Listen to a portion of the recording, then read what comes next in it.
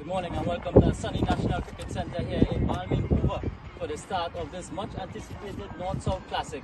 It's toss time. I got the match officials here to overlook this morning's proceedings. Mr. Simon Arun in the blue corner, captain of the North team, Vikash Mohan. In the green corner, captain of the South team, Imran Khan.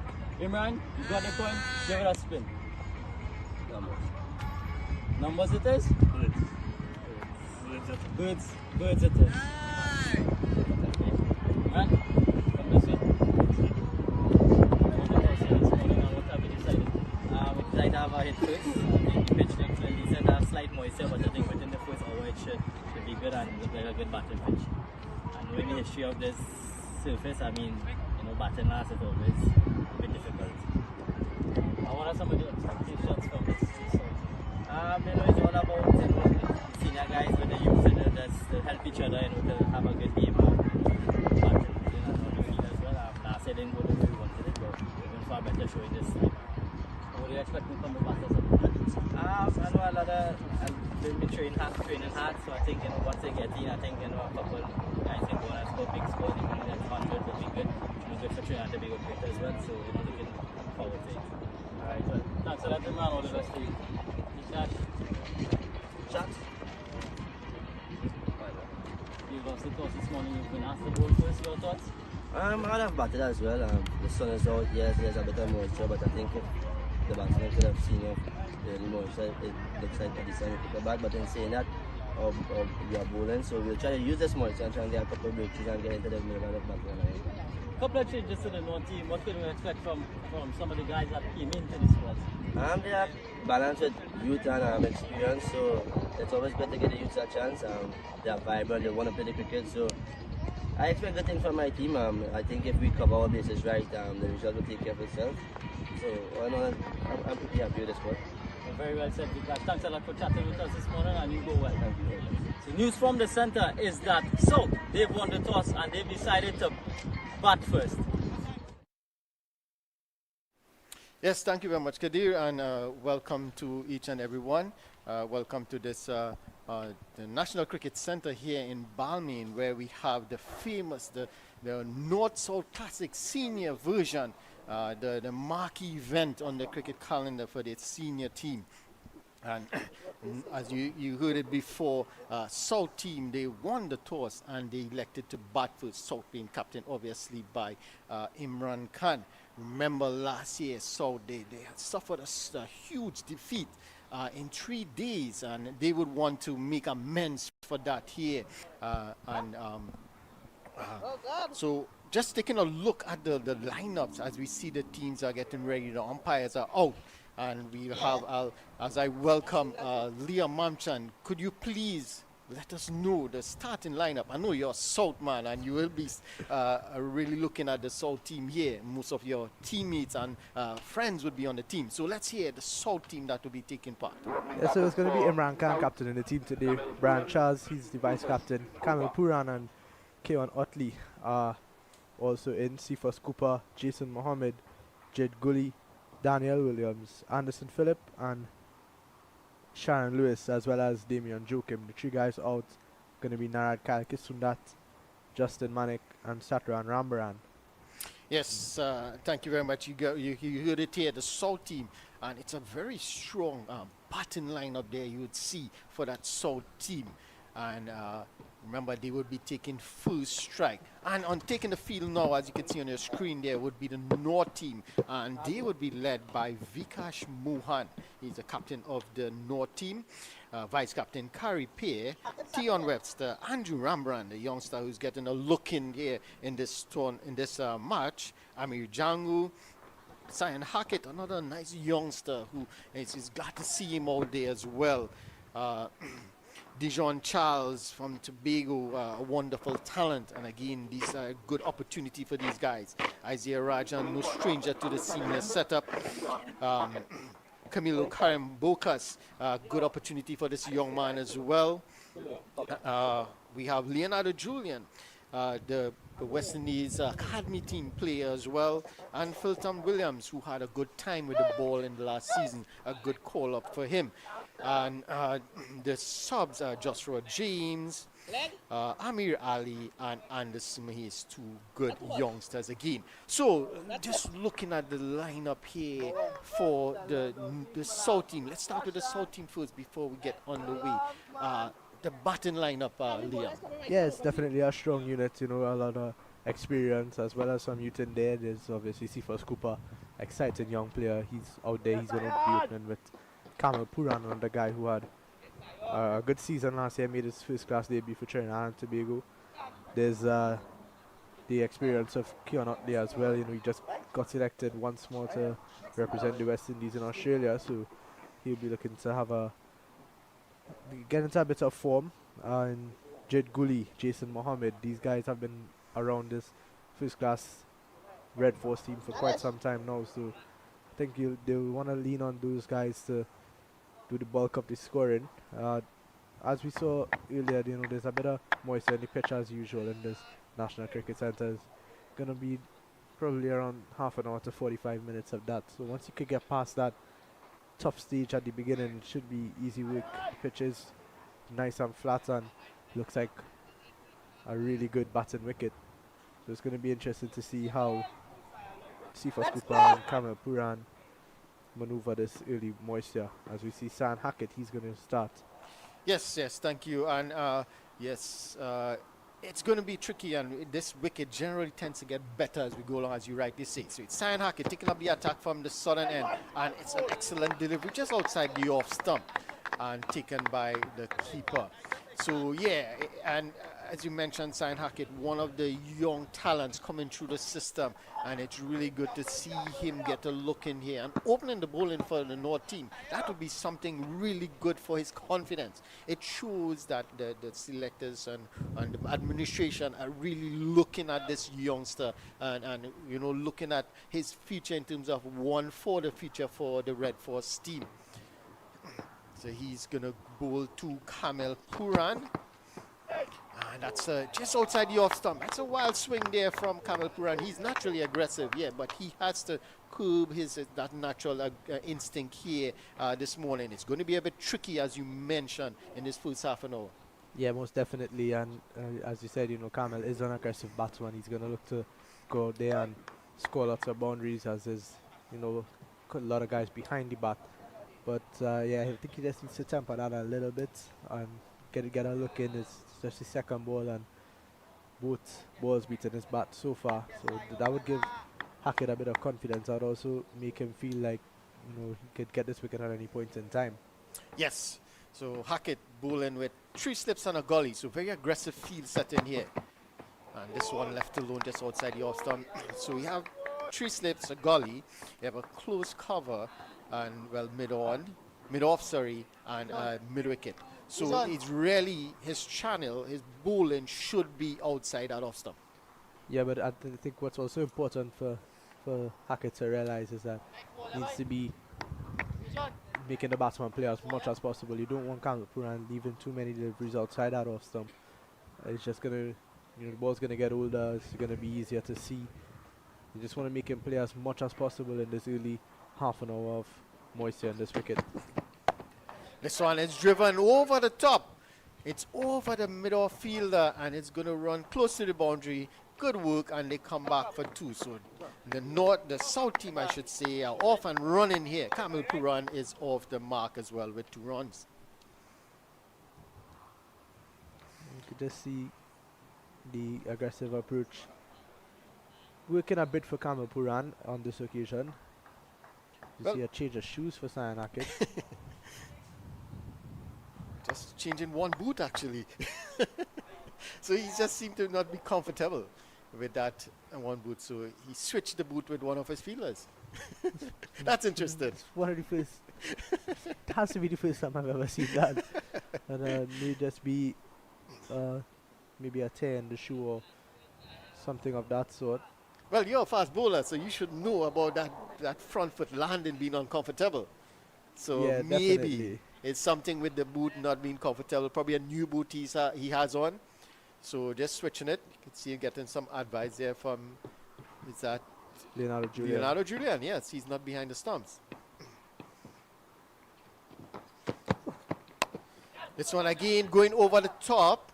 but taking the outer half of the bat and still managing to get enough on it to go to the boundary for 4. So that's the first boundary coming off. And for Kamil Puran there, and it's not where he's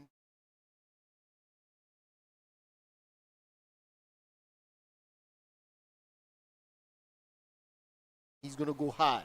So once you get anything on it, it's going to run away. Yeah, there's no stopping Kamil Puran. He's going to play his way, the only way he knows, the only way.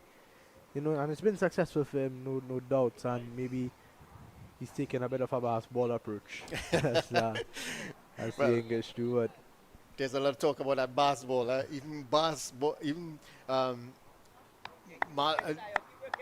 even the players don't believe in that basketball. They believe it's aggressive cricket. They don't know where that name came from, and they don't believe in the name. But they believe in the aggressive nature, the aggressive cricket. yeah, and I think Kamil Puran definitely fits that role. Sam Hackett not comfortable with that shoe, it seems like.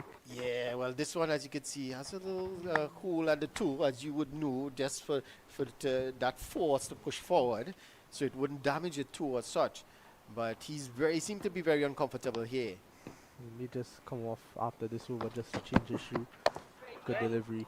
Yeah, Making Kamil Puran play. yeah, this time just outside the off stump, but closer to Kamil Puran, and the length was important there, where he couldn't get under it to go through the shot. So that is where he needs to be. So at the end of the first over, it's 6 without loss. Remember, you are looking at the North-South Classic, the Ttcb North-South Classic, the marquee event on the calendar for the senior players. It's really like an audition for that Red Force team. So these players here, a lot at stake. A lot of them would want to put their hands up to get a spot on that final 15. And it's a perfect opportunity for, yes, you have the senior players, the likes of Jason Mohammed, Imran Khan, and these guys, Kidron Otley. But then it's an opportunity for the younger guys to stick a claim here. The guys like Isaiah Raja, Jed Cooley, to Sifas Cooper to say Kamil Puran and such. Even Vikash Mohan to say, yes, I am there, I have the opportunity, I'm going to take the opportunity to really push for a place on that Red Force team.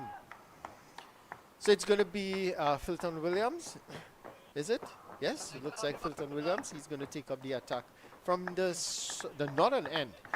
And he would be bowling to Cooper. And this guy, this youngster Cooper, you would know a lot of him, but he really has impressed in the last year or so. Yeah, he's dominated all forms of cricket in Trinidad and Tobago over the last season. And Filton Williams starts off right on spot. But yeah, you know, Sifa scored. He's one of the only players to score hundreds in all 3 formats of club cricket last season in Trinidad and Tobago. And he would have been disappointed to just miss out on that Super 50 impressed in Super 50 trials. So he's going to want to stake a claim for himself here. He has already made his first class debut back in 2020. Yeah.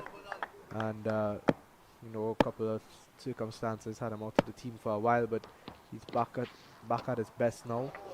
You know, he's just become one of those players that he's always knocking on the door of the selectors. He's always around, and it's good to have Cephas back at the top of the order as well in this game. And you mentioned, back to his best, and I like that, because he is, to me, he is at his best right now. He is at his peak. He is doing very well. He's a very confident cricketer at the moment. This one is driven nicely, but straight to that fielder at cover. And you can see just by his movement, he's not afraid to get on the front foot. He's not afraid to drive the ball. Yes, you're not sure if the wicket has a bit more, so it may hold up a bit, but he's so confident in his ability that he's taking that step forward and playing those shots. So this is excellent from him here. And we would really want to see him, you know, get a big knock, a big score to push himself back into that Red Force setup. Down the leg side from Filton Williams. Remember, as I said earlier, Filton Williams, speaking to the coach of the North team, Vinod Maharaj, and he said that Filton Williams had the highest wicket, was the highest wicket taker for the last season, and he really works hard. He's a very good bowler, consistent bowler, and it's good to see him get his opportunities. So rewarding players for their their skills and what they have done is very good. This time again, outside the off stump and taken nicely by Ami Jangu, who's, as we mentioned, behind the stumps today. And that's why Leonardo Julian is out on the field, outside, not in it with the glove. Yeah, you know, Fulton is one of those bowlers. He's unassumingly quick. You know, his balls rush onto you a lot. And to see Django taking that ball above shoulder height, so he's skiddy, gets some bounce at times as well. Yeah, he's not the tallest of bowlers, but as you're right, he's very skiddy. And very strong off his shoulders as well. And you generally see that a lot of those shorter bowlers. I'm not saying he's short already. No offense to any bowler, but generally the likes of Taylor, Jerome Taylor, these guys, they bowl off their shoulders because they're not that tall. Kimar Roach as well, and they are pretty quick. But again, they are strong guys, so they can afford to do that. Yeah, guys like Odin Smith as well. Yes, Smith is one of the quicker fast bowlers in the Caribbean. Yeah. It's Williams again. Oh, that's an excellent delivery. Yorker delivery. But again, Cooper, he's so confident in his ability, dug that one out nicely. So at the end of 2, it's 7 without loss. Cooper yet to get off the mark. Kamil Puran 6 off 6. Hackett is coming back on with a change of shoe. So that's going to be important for him. He's going to want to be as comfortable as he can. He's had, as you rightfully said earlier, an audition to try to get into that first class team for the season, which starts in just under a month. Yeah. Well, Fulton Williams has come off the field, and Anderson Mahis is out there for him now. So didn't see anything really wrong with him. He bowled pretty well. He bowled a very good over. So maybe just a drink of water or something. Who knows? These modern cricketers, right, Liam? It's going to be Kamil Puran. He's going to take shag now. 6 of 6. He had a boundary. Had a boundary in that first over as Kamil Puran. He's going to want to continue on his aggressive. Yes, so Zion Hackett to continue from the southern end with a change of boot. So he's going to bowl to Kamil just outside that off stump. So he needs to get it probably that 4th stump, 5th stump line to really entice Kamil Puran in playing a shot. Yeah, if it's too wide, as you said earlier in this first over, he's just going to leave it. It's going to get the ball older quickly, and then it's going to be easier after for the batters. So he needs to put it in the right areas early here and cause problem. And the fact that Kamil Puran is naturally aggressive, it could work against him in the sense that you put it in the right areas, force him to make a shot, because he wouldn't want to face 3-4 dot balls on the trot. So it's again a bit straighter, but probably going down the left side, trying to work this one to the onside. There's only 2 fielders on the onside, one at short mid-wicket and one at fine leg. So any bat on that would have been runs for Kamil Puran. Yeah, definitely. And you can see it was a good setup from Hackett in the last over. Bowled 6 balls that seemed to be swinging away from Kamil Puran. Started off this over with one that swung away as well, and bringing this one right back into the pads. Kamil didn't really seem too prepared. Yeah, probably a bit quicker than he expected to. This one Good takes the delivery. edge and just short of second slip. But good piece of work there from Dijon Charles in stopping that one. But again, that 4th, 5th term line that we mentioned, as you could see here on the replay, just getting the outside edge, just dropping short of Dijon Charles. But he did well to get a hand onto that. Yeah, exactly. But that's exactly right. You know, Hackett holding on that good length, good line, getting the movements away, and you know, Dijon Charles maybe needs to take a step up. Wicket is a bit slow at the start, especially with that really moisture. This time again, ooh, that one was a bit shorter and bounced really high over the head of Kamil Puran. But a kind of tennis ball bounce there.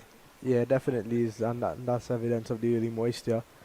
Ball sinking into the pitch from Hackett and just lobbing into the gloves of Amir Jangu. And you can see Kamil Puran just doing a bit of work gardening on that pitch there where that ball pitched. Probably making a little groove, as you said, because of the moisture on the wicket. But let's see what Hackett could do here. It's a good over so far from him. Very probing over. This time pitched up, driven, but straight to the fielder at that's cover, yeah. And they don't get any runs. So again, pitched up a little bit. So we see a mixed bag here from Hackett in this over. A couple good length deliveries, one that's down the leg side, one a bit fuller, one really short. So he's really testing out the pitch here. Yeah, I don't think that's what is required at this point in time. I think it's just about being consistent, and that's the beauty of long format cricket, first class and test cricket. It's about being consistent and playing mind games with the batsman. Yeah, I like that in terms of being consistent, because you need to put at least 3-4 balls in that good areas to cause problems. This time again, just short, cut away, but there's cover at that backward point boundary, and they get just one. So that's the thing. And at the end of the third over, it's 7 without loss. We take a break.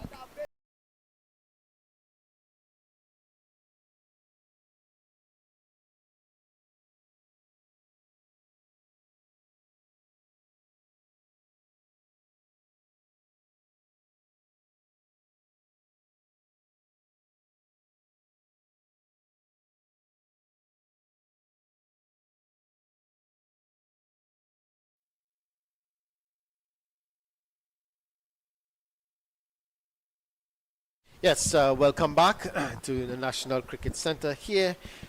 We have the North-South Classic, the marquee event taking place. Remember, at the toss, South Captain Imran Khan won the toss and elected to bat. And bat they are at the moment 8 without loss after 3 overs. Kamil Puran, he's on 7, a bit more aggressive. Cooper, very watchful on 0. So it's going to be Filton Williams to take up the attack, to continue, from the northern end. Again, this one just outside the off stump. And you can see, as you said earlier on, Liam, getting a bit of bounce and more consistent than Hackett. Yeah, definitely, and I think that's what's important. We were talking in that last over about being consistent and forcing the batsman to make mistakes. And that's the beauty of 4-day cricket, as we said earlier. So it's just about, being consistent, trying to get those batsmen to force something, really. Yes, it's Filton again, this time down the leg side. I like the length of the deliveries that he's bowling. It's a nice, just short of a length, have the batsman on the back foot. So this means that it could be a nice setup for him, in the sense that the batsman on the back foot, and he can get that one Yorker that he tried in the last over. But Cooper was well set to it. But it's a nice setup here. But he has to keep that line now, has to be consistent outside the off stump. Yeah, definitely. And another thing that I've been a bit disappointed in is how short the bowlers have been bowling. Hackett did try to sink in one in the last over. Beautiful delivery from Filton Williams, and it's taken the edge of Kamil Puran. A good take from Jangu, and that's the first wicket for the South. Yeah, and again, just as we mentioned, that channel outside the off stump, that length that he's bowling, very good.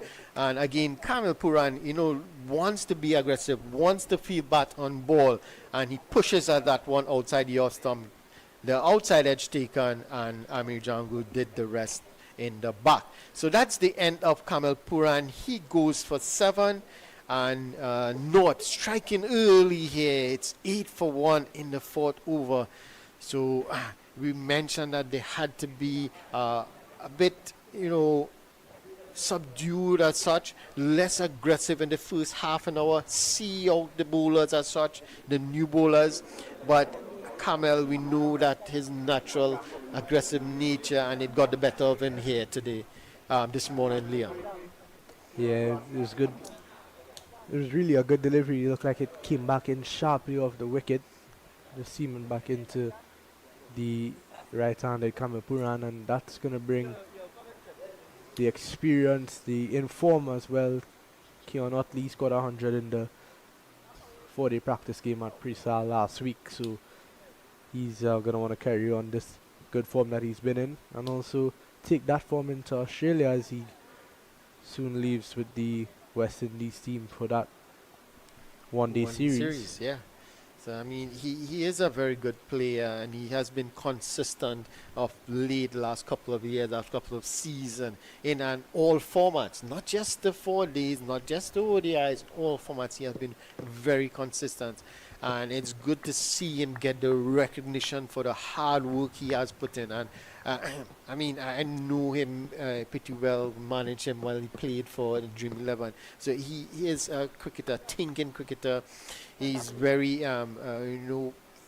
he's very professional in what he does, and it's good to see that he's getting the just reward for all the hard work he has put in, and making that West Indies team. So it's really good, and we are all happy for him and hope him all the best, all the success as when he journeys to Australia for that ODI series. And so, but he has a task here now in terms of early wicket of Kamil Puran. So he has a job to do here for his team, and they need him to really step up and bat with Cooper. Fulton Williams, fresh off that wicket, he's going to be pumping here now. And again, and that's what I like about him. We mentioned it earlier, his consistency. Right away to the left-handers, he switches line to a very good line outside all of stump. Yeah, and this is just about Keon Utley being patient, and I think that's another issue that I've had with Kamil Puran in recent times is he's not patient enough. He always wants to make something happen, and sometimes there's no need, especially in these games where there's a bit of early moisture. Just need to see that first half an hour out, and then you can play your shots when the wicket dries out a bit. And I think if Kamil does that more often, he's a player that's explosive. He could score 100 in a session. He's one of those kind of aggressive boundary hitting players. So if he just understands his role a bit more and settles a bit easier, he's going to be a serious problem for a lot of teams. Yeah, he's one of those players. Once he's set, he gets big scores. So that's the thing. It's for him to work out now. What do I need to do to get set, to get myself in? Do I need to be as aggressive as I would in a T10 or a T20 game? Or do I need just to see a few out? Maybe if it is, build a few dot balls. If the ball, it's in your area, you play it. But he needs to work out that pretty soon. And that's when he would be able to move forward. Because, as you rightly say, he does get that big score. But it's for him to get set, but long enough in order for him to kick on and get that big score. So more often than not, you don't see him batting long enough to get those big scores. Yeah, definitely. He played a couple of first-class games for Trinidad earlier this year. Well, last year, in fact. And yeah, he got a couple of starts, but he didn't seem to carry on. And maybe it's just, fresh out of local cricket and not really getting that experience yet at the higher level. But I think, as you were saying, it's just about him getting into his groove, understanding what he needs to do to get set and getting those big scores, as he's a really, really talented batsman. Yes. So it's Hackett to continue from the southern end. Another change of boot, by the way, for Hackett. So he's going through the gears in terms of finding that boot that is comfortable. So let's see. That's 2 overs, 2 change of boots. So let's see again. Good this time. Yeah, just outside the off stump. And you could see with Cooper, it's a good delivery outside the off stump, and he lets it go. And that shows the concentration level, and it shows what he wants to do. He wants to be there. He wants to stay bat long. He wants to score big. And Kamil has to sit down now and think about this. Think about what he needs to do. As you rightly said, he's a very talented cricketer, but he needs to bat long in this format especially to get the scores. Again, that's a good length delivery, just short of a length outside the off stump. And you could see Cooper there in a bit of quandary, whether to pull, whether to leave, whether to just block it. and eventually he played nothing and it went through. So he has to be careful here. So this is good from the North bowlers at the moment. That just back of a length has been working for them. Yeah, definitely, and some have really kicked off the wicket as well. So it's that uneasy length for Cooper that Hackett has been probing at, and I think he's been a lot more consistent in the last couple of deliveries that he's bowled. Good delivery again. Yeah, there you can see that one pitched up a bit. So I think he just needs to be a little more consistent. Yes, you want to put a ball just over the length outside your stump, and this full ball is what you need. In between those two deliveries, if you can get those two deliveries more often than not in the over, you are good. You are set, because you'll have the batters now thinking, what is it going to be? Is it going to be a short ball? Is it going to be a full ball? Is it going to move away? Is it going to come into me? And once you start to play in the minds of the batter, they start to think about what shot to play rather than watch the ball and play it. So this is it's a loud shot for LBW. Hackett was confident in that one. You could see him just walking it. He was very confident. But the umpire, Candice Laborde, is in the best position. She said, not out. Let's see. Seems they probably hit him outside the off stump, outside the line of the off stump, and not much in that one really. Good decision from the umpire. Yeah, that could be the only decision. He has to be hitting him outside that off stump because the height is no issue. And I don't think it's really going down the leg side. So it has to be that ball pitching just outside that off stump. Or the impact is outside the off stump. So, again, good from Hackett here. This is a very good over for him. The shoes seem to be working. Good delivery again. Getting some lift this time. Yeah, so he should keep this one on for the rest of the match. Well, the way he's been going, he's changing the shoe every over, so but yeah, this one seems to be looks comfortable, looks in good rhythm with his run up.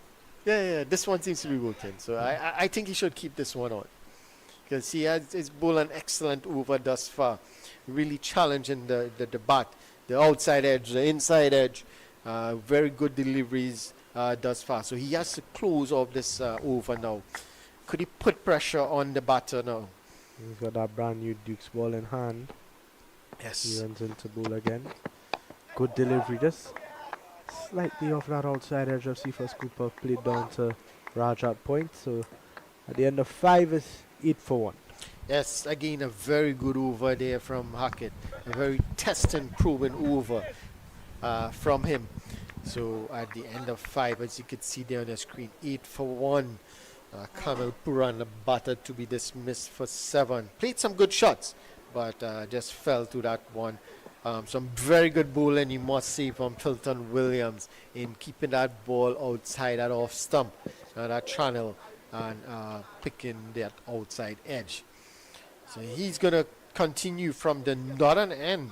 And he will be bowling. You can see Amir Jang took an easy catch in that previous Filton Williams over, and it's now some adjustment to the field. So he's keeping that aggressive 3 slips and a gully. He has the fine leg a bit wider in Hackett, backward point, cover, mid on, mid off. This time just too wide outside the off stump there for Otley to even think about making a shot. He's going to be very disciplined here, Otley. He knows what it's about, and it's a good opportunity for him to get a knock here. Yeah, he just needs to buckle down and get set. He's another one of those batsmen. Once he gets set, he goes big. Scored a brilliant 100. And a match-winning effort for Trinidad and Tobago in the Super 50 recently. And a couple of 40s as well. So yeah, some very good knocks actually. And that really, his consistency in the Super 50 has really earned him that spot on the West Indies team. So, and Filton Williams here, again, we talk about consistent. He has been very consistent, just outside the off stump, just short of a length. And this is what you want from your opening bowlers, to be consistent. Yes, it's a new ball. You want to probably pitch up the ball if you're getting some movement to get that extra movement. but he's homing it on a nice line and length, and it's really working well for him here. This one too straight into the body of Otley, and just two fielders on the leg side is going to be an easy single. So Otley gets off the mark here.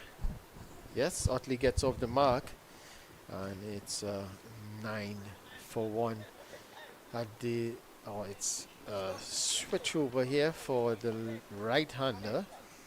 In terms of the pace bowling options for North, there's obviously Tion Webster. He's probably going to be coming in first change, and that seems to be about it. Dejon Charles is a bit of a part-time. I'm not sure if they'll use him, but What about Leonardo Julian? He don't have the gloves on. I think they'd rather put the gloves back on Leo before he bowls in this game. Come on. He did take the gloves off while when on the 23, but didn't do anything. But that's again a wonderful delivery, Yorker length delivery, but well played in the end. Played it late, Cooper, and managed to squeeze it out to that just past that mid-on fielder, and they get through for 2 easy runs. So it's good. It shows the composure of Cooper here. It's an excellent delivery, but he managed to keep his composure and get the bat down. Not just trying to stab at it, but looking to get bat on it and into the gap as such to get runs. So this is excellent from Cooper. He's a wonderful time off the cricket ball, is he, for Cooper. Yes. Good delivery again from Filton Williams. He's been consistent, and you know his aggressive wicket taking delivery has been that Yorker that he's tried several times. I think it's into his third over now, and he's tried one each over. Yeah, he's tried a Yorker each over. I think maybe Filton needs to be a bit more stingy with that delivery. Give it to himself a bit more, just to create that doubt in the batsman's mind. I think they're expecting one every over. But it's a new ball, so you'll tend to not go to the Yorker as often with the new ball, and you would want to use that shine in the new ball and get some movement, pitched up a bit. Good delivery again from Filton Williams, just rushing on to Cooper a bit, and that's going to bring us to the end of 6. At the end of 6, it's 11-4.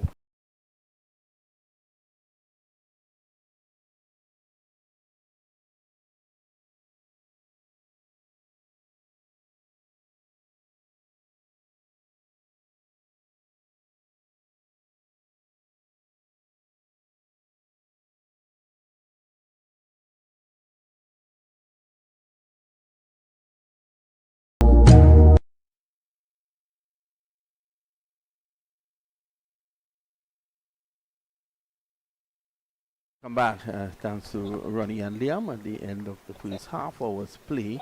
Probably just a little more than half hour, yeah. It's now 10:37 here in Central.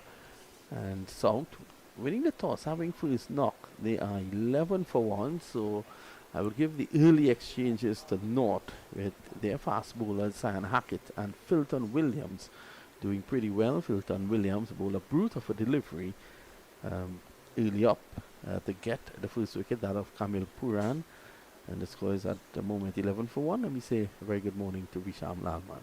Yeah, good morning, and good morning to all the viewers as well. Yeah, Filton Williams doing an excellent job at the start, along with Cyan Hackett. Here's Hackett. That's that probing line, the new batsman Otley, allowing it to go by. Otley will be on the plane to Australia for the white ball series representing the West Indies. He's had some good form, Keon Otley, and you know, that bearing fruit for him, getting opportunities, and he would want to, you know, put up a good performance so they get a solid knock in the lead up to that series, and in Australia he would want to do well as well for the men in maroon. There's Hackett. Oh, that's a beauty. Touching down and going with the angle. Otley has been in form in the national trials, having a century, and I think around beaten 48 in the 2 innings that he has played so far. Yeah, chasing 60 odd, he had a 48, so that goes to show, you know, his form and how well and how hungry he is for runs. Yeah, he's one of those guys who can really ramp it up, and when he needs to, But at this point in time, he just needs to be a bit circumspect and just take his time. It's early, opening morning of a 4-day match, and he will just need to get a few onto that bat. Just feel a few on and bat as long as he can. Yeah, and Hackett and Williams not making it that easy for the batsmen at all. And we're seeing different approaches from both Hackett and Williams. Hackett a bit fuller, Williams hitting hard lengths. Well, Hackett is one who gets the ball to seam. This time a bit too straight. It's leaning on it. Otley. What we have seen from both bowlers is a good bowling partnership, supporting each other very well, and that proved to be the demise of Kamil Puran earlier, who looked good at the start, but in the end falling to that man Williams, and Cooper is still there.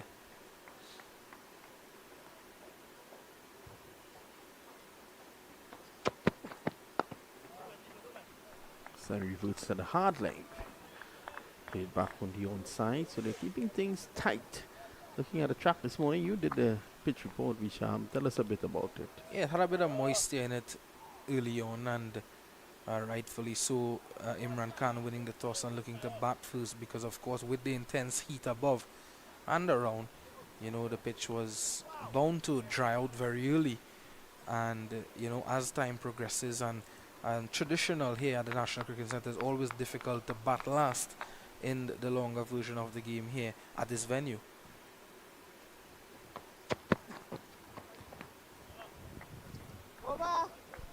So the regional 4-day coming up. Players on show here. Most of them will be making that national team compete. The first round, of course, will be played on the 7th of February, and that will be in St. Kitts and Nevis and Jamaica at the same time. As all of these guys obviously would want to stamp the authority and write their names in the books of the selectors for that Trinidad and Tobago Red Force team. It's good to see a lot of youngsters out there as well getting the opportunity. Guys like Andrew Rambaran, Anderson Mahis, Amir Ali, all of these guys getting that opportunity, and they'd want to really do well here in this North-South Classic. Yeah, well, young Andrew Rambaran is in the final 11. Amir Ali not there.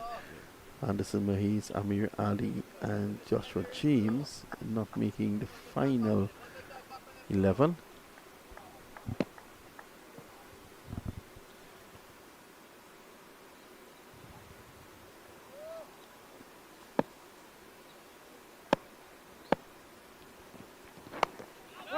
Again, Filton Williams just back of a lane, not allowing Cephas to come forward. He loves to drive Cephas Cooper.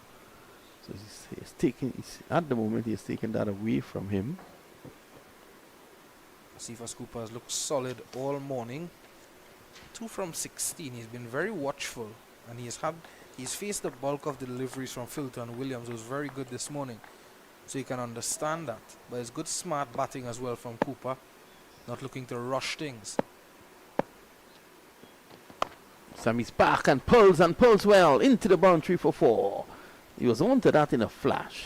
Yeah, one of the real rare bad deliveries from Williams this morning. Short, too straight as well. It was there to be hit. Have a look at that again. And on this track, it's going to sit up, and that it did. And Cephas put it away with great pleasure on the eyes for all our viewers. And that's 4 more. So I think it's a welcome boundary as well for Cephas Cooper, just to get that confidence going this morning. It's onto it in a flash. Looking to create areas to score runs. Long leg goes a bit wider now. That's still 2 slips in attendance.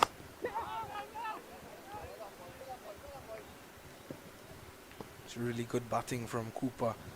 And Cooper is someone who has been on the national circuit for quite a while. fallen off the radar just a bit, and now he's back in the setup. So you really want to stamp that authority and make this opportunity count. Get back into that Trinidad and Tobago Red Force team if you can. These batsmen will know that if they score heavily in this game, more than likely they can force their way into the national setup.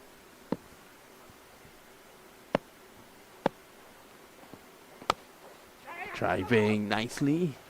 Can only get one. Yeah, very full delivery there from Williams. And varying his style of deliveries as well. He's pitching a couple deliveries, of course, short, and then that odd fuller length just to surprise the batsman, so to speak. But Cooper again watchful, so doing well to get his bat down in time.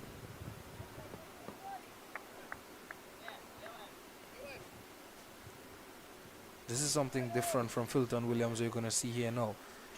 In the last over of his, he was over the wicket to the left-handed Utley. Now he's going to come around the wicket, angle the ball in, look to get it to move away.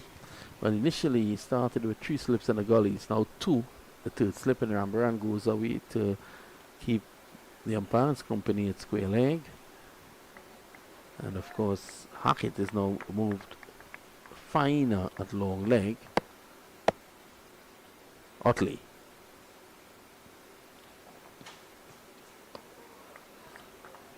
Watchful in the early exchanges here, Utley.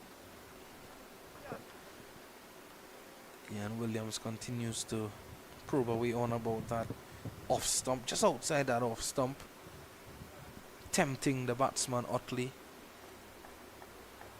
Utley as well, he can be aggressive when he wants to. But of course the situation here at this time, the type of match that he's playing, doesn't warrant that style of play.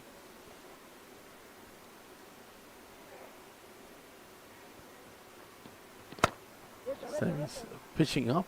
Utley not really playing the full-blooded drive, just leaning into it. Early times in his innings, he has faced 14 deliveries with just 1. It's 16 for 1, and the North bowlers continue to be very tight. Yeah, definitely so, and it's good to see both batsmen just having a look. Utley already facing 14 deliveries, just a lone run to his name. Cooper as well. He was just 2 of 16 earlier, and just striking that boundary, picking up a single in the last over. If you missed it, Filton Williams was a bit short, and that was the second boundary of the morning. So you can see the stands empty for now. Of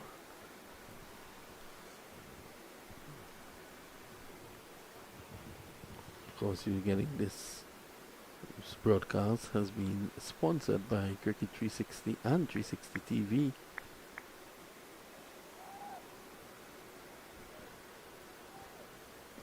Just see one of the youngsters as well went out there to give the batsmen some water. Kyle Kisunat, who would have earned himself a spot on this in this North-South Classic, of course.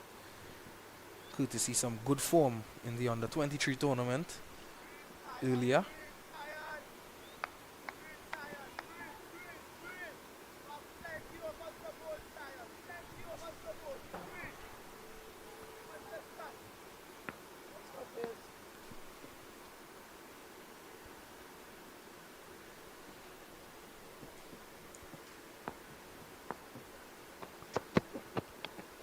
Time it's clipped away neatly. Hackett just sliding down the leg side. Yeah, 2 straight there from Hackett, and Cooper already getting his eye in, just looking to put that one away, but had protection out there. A wide fine leg in Filton Williams. Let's see first Cooper. A man who's also doing some coaching work in the Southeast zone. See first Cooper. As well as you. Yeah, doing some work with the grassroots in the Southeast zone as well. Thought you were going to say you're doing some work with the grass. Here's Hackett. Driving a bit uppishly, and it'll find its way into the boundary just about now. But Hackett will be encouraged by that. because he did drive and drive uppishly. Let's have a look.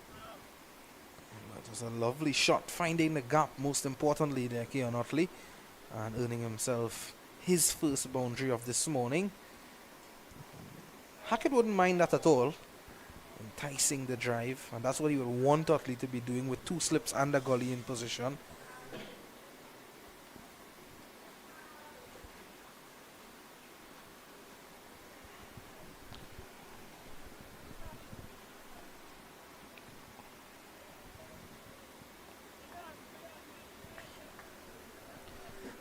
Leonardo Julian being the live wire at mid-off and mid-on, and always having a word with Sir Hackett, keeping him going.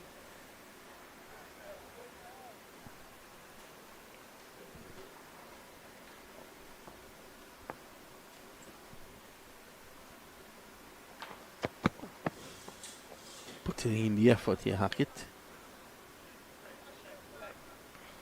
Almost losing his trousers in the effort as well. Sir Hackett.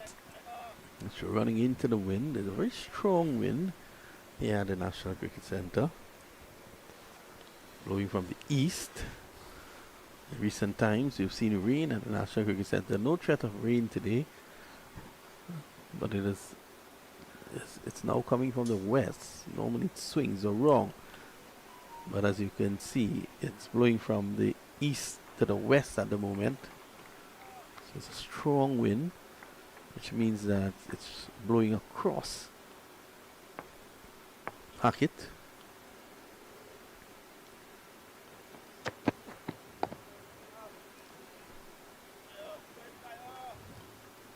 Switching it up a bit there, Sir Hackett, pulling back his length, and realizing that Otley is leaving some of his deliveries outside the off stump that he's not tempted to play at.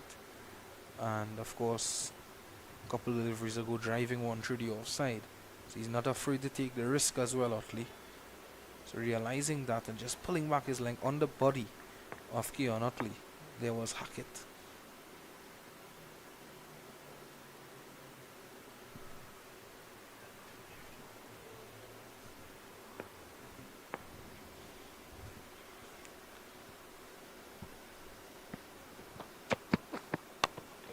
And pitching up, Misfield will lead to a single. So just relieving the pressure a bit. Yeah, good to see Otley and Cooper, and good communication between the wicket there. You know, spotting the opportunity for that single and ensuring that it was taken in the end. Good support for each other there from both batsmen.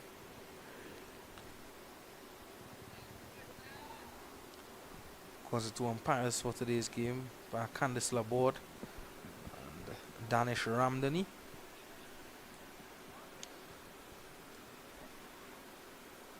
Two very well experienced umpires. Very tough umpire, Candice Laborde. She looks to be having a word with Julian and Hackett. Seems as though they should get on with things. Yes, she's very tough. Commands a lot of respect from the players. This is short and wide and just looking to guide it more than cut. End of the over. At the end of it, the ladies score 22 for 1.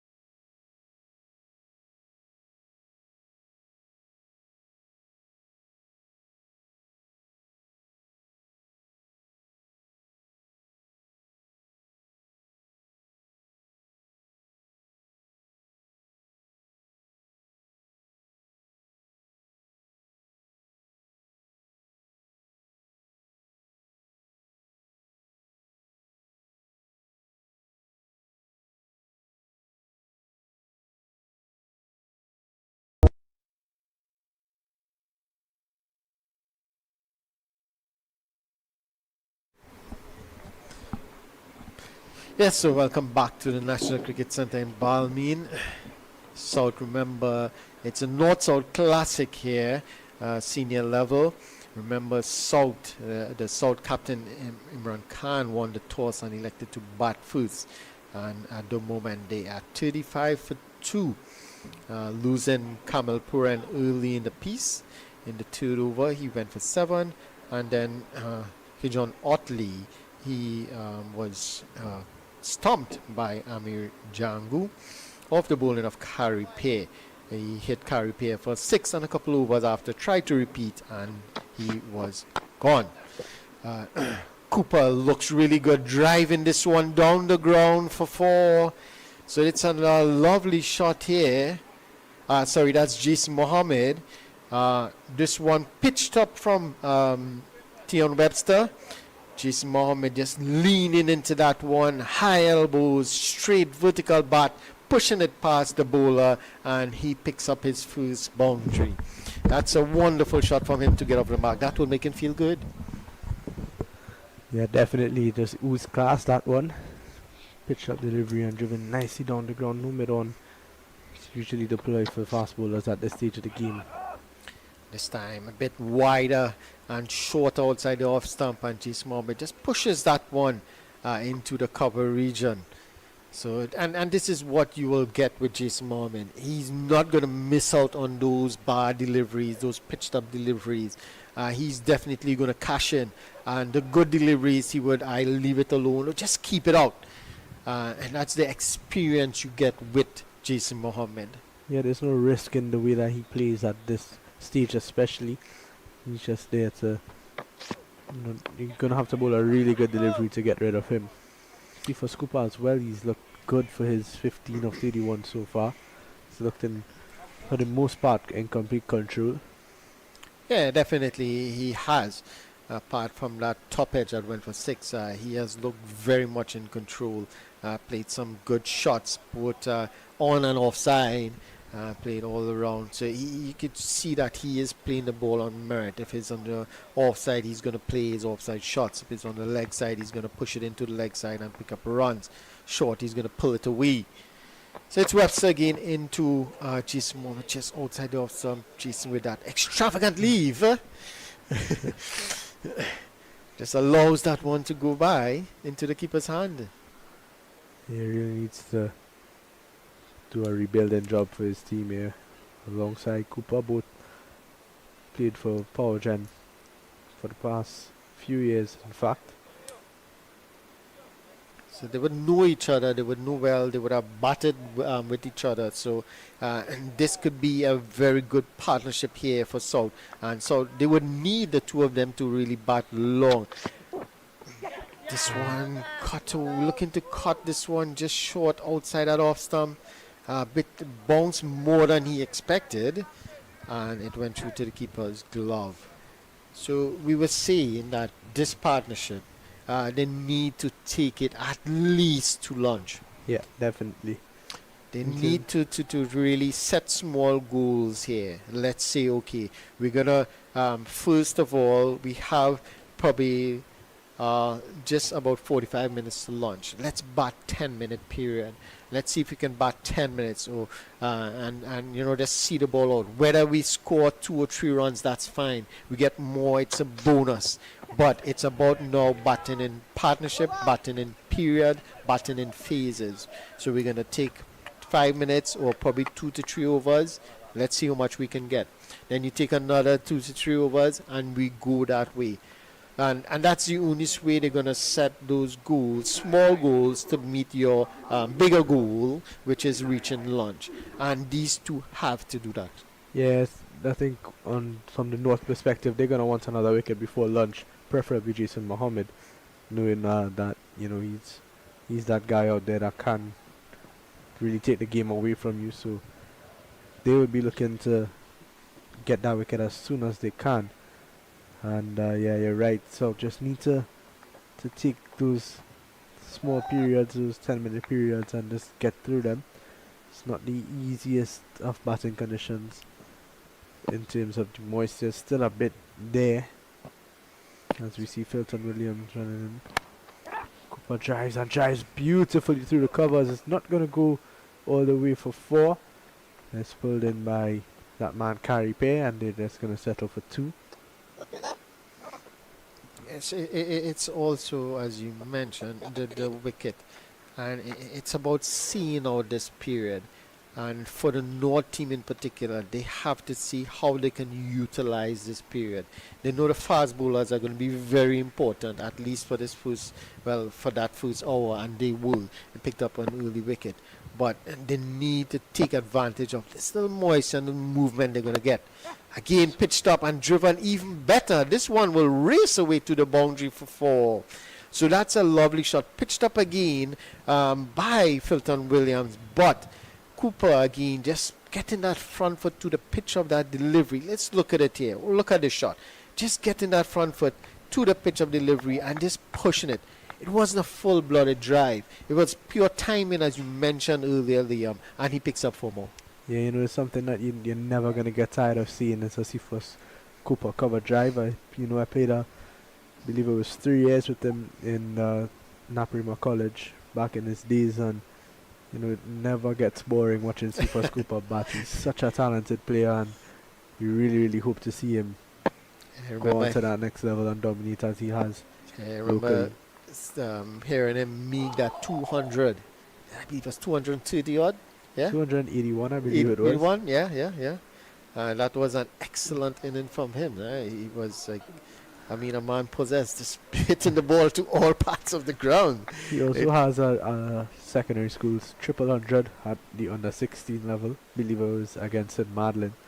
And that was quite a long time ago, but I don't think anybody's beat it since. Maybe just that Christian Kalitria knocked that infamous 400. 400, yeah. So he's really, really talented, and he can also give you something with the ball, the left arm orthodox. So he's a very talented cricketer, and we would, as you said, want to see him move forward and take that step up into the Red Force team. Well, back into the Red Force team, I should say, and really he's one that could really cement his place in that team.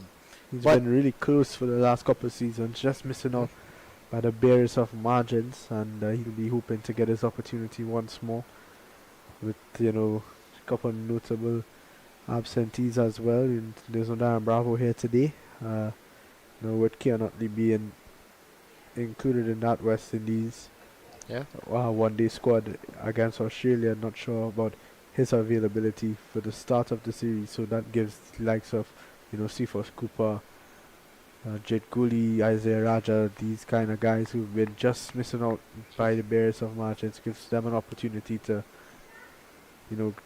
get into that team and hopefully, try to keep their place with some big scores. Yeah, definitely. I totally agree with you on that. And they would, relish the opportunity here to score some runs. Again, down the leg side. Good take from Django there. Just stretching the left hand out. And at the end of 14 overs, it's 45-2. It's a decent start from the South in terms of scoring 45 runs in the first hour and 20 minutes or so. But I would say North having picked up 2 wickets and 2 valuable wickets, 2 batters who could really be dangerous if they get settled. And I think it's pretty much even, Stevens. If South could get remain unscathed until lunch, I would say they would have the better of the session. But if North could pick up a wicket or 2 here before the end of this session, they would definitely say they had the better of the first session. Yeah, most definitely. I think, you're right. North might feel like they're on top at this point in time, but Cooper really seems to be getting into his work now. 21 of 37. Jason Mohammed just getting out there. Cover a few overs. He's on 4, just 9 deliveries faced. So, these two would want to build a big partnership, but I think you're right. The first thing they'll look to do is just get to lunch without any more wickets. Tion Webster is going to have something to say about that. Yeah, this one is pushed into the covers, and they're going to get an easy single. And remember, we spoke about that as what you're going to get with Jason Mohammed. He's just going to ease the ball into the gaps and build an innings. And that's what you want here. Want someone to build up innings, start or build an innings as you go get bigger and bigger. And he would be the perfect foil for Cooper, because with his experience, he could lend that support, that and give that advice to Cooper, and they can build on what they have at the moment. So it's going to be a tricky period here, this next 40 minutes or so before lunch. But it's going to be who's going to make the mistake, I would say.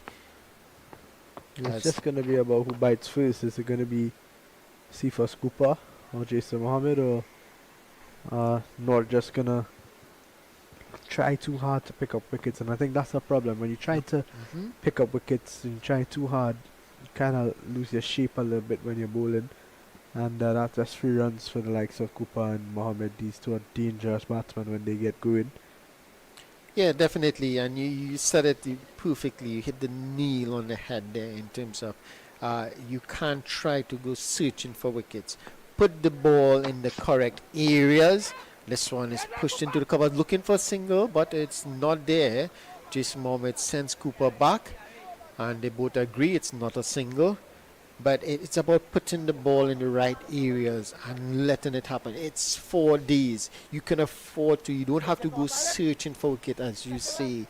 And it's about putting the ball, building dot balls. As they would always say, the late, great Shane Warne would say, you bowl 3 overs of dot balls, you definitely will get a wicket. We saw that recently in the Australia-Pakistan series where Gilchrist was talking about that. And as soon as he said it, the very next delivery they got a wicket. So yeah, it's about pressure. It's about building pressure. Correct. And that's always going to bring wickets. Batsmen always feel the need that they need to score runs, and they need to score runs consistently and quickly. Yeah. So it's just about you forcing their hand, making them make a mistake with consistency and consistently bowling good areas. And to be honest, Webster has not been bad so far. Just the one real loose one that Jason Mohammed drove down the ground for 4. Yeah. But he's been living in that top of our 4th stump area. Yeah, and that's what you expect of him. You expect him to be doing that, bowling in that area, and just get the ball to nip around, because that's his strong suit as a bowler. And you could see Vikash Mohan just having a chat with him. They're just finalizing the plans. What are we going to do? Yes, we're going to keep it as is. We are bowling well to the channel. We are keeping the batters quiet, and that's important. Keeping the batters quiet and let them make the mistake. Put the ball in the right areas. Again, it's Webster, and you could see he's getting a bit of shape away from the right-hander, and you have 2 right-handers in the wicket at the moment. So he just has to keep it in that right area, that channel that's outside the off stump, and he's going to get a wicket eventually. Yeah, and I think it's just a matter of time before we see the likes of Kari Pair back in, or maybe even Andrew Rambaran, and there's also Big Raja is here, Raja, with his leg spin. Yes. With those 2 right-handers out there, I think you may see one of those spinners come into play before the end of the session, definitely. I think Filton Williams has bowled, is it 6 overs so far? So he's probably going to be tired, and it's pretty hot out there. This one is short and pulled away, and it's going to be 4 more. No ball signal by the umpire as well. Well, so that's he has committed a Connelson and looking for that extra pace. Bowl that one short, but nicely behind it. As you can see, Cooper there just rocking back on the back foot, shifting the weight on the back foot, and just swiveling on that one and getting it just behind square and picking up 4 more. So it's an excellent shot from him. But again, Webster here just diverting a bit from what he's good at. And he's again paying the price. We saw that early on with Jason Mohammed, and now we see it again with Cooper. So he has to be very careful here. Can't allow the batters to get away. You have to keep things tight, as we mentioned earlier, Liam. Yeah, definitely. Now, 3 run to the South team, and that brings up their 50. So final delivery of over number 15. And back into his spot is Tion Webster forcing a shot from Cephas Cooper. So Cooper, he moves on to 25, and at the end of 15, it's 50 for 2. Yeah, we take a short break.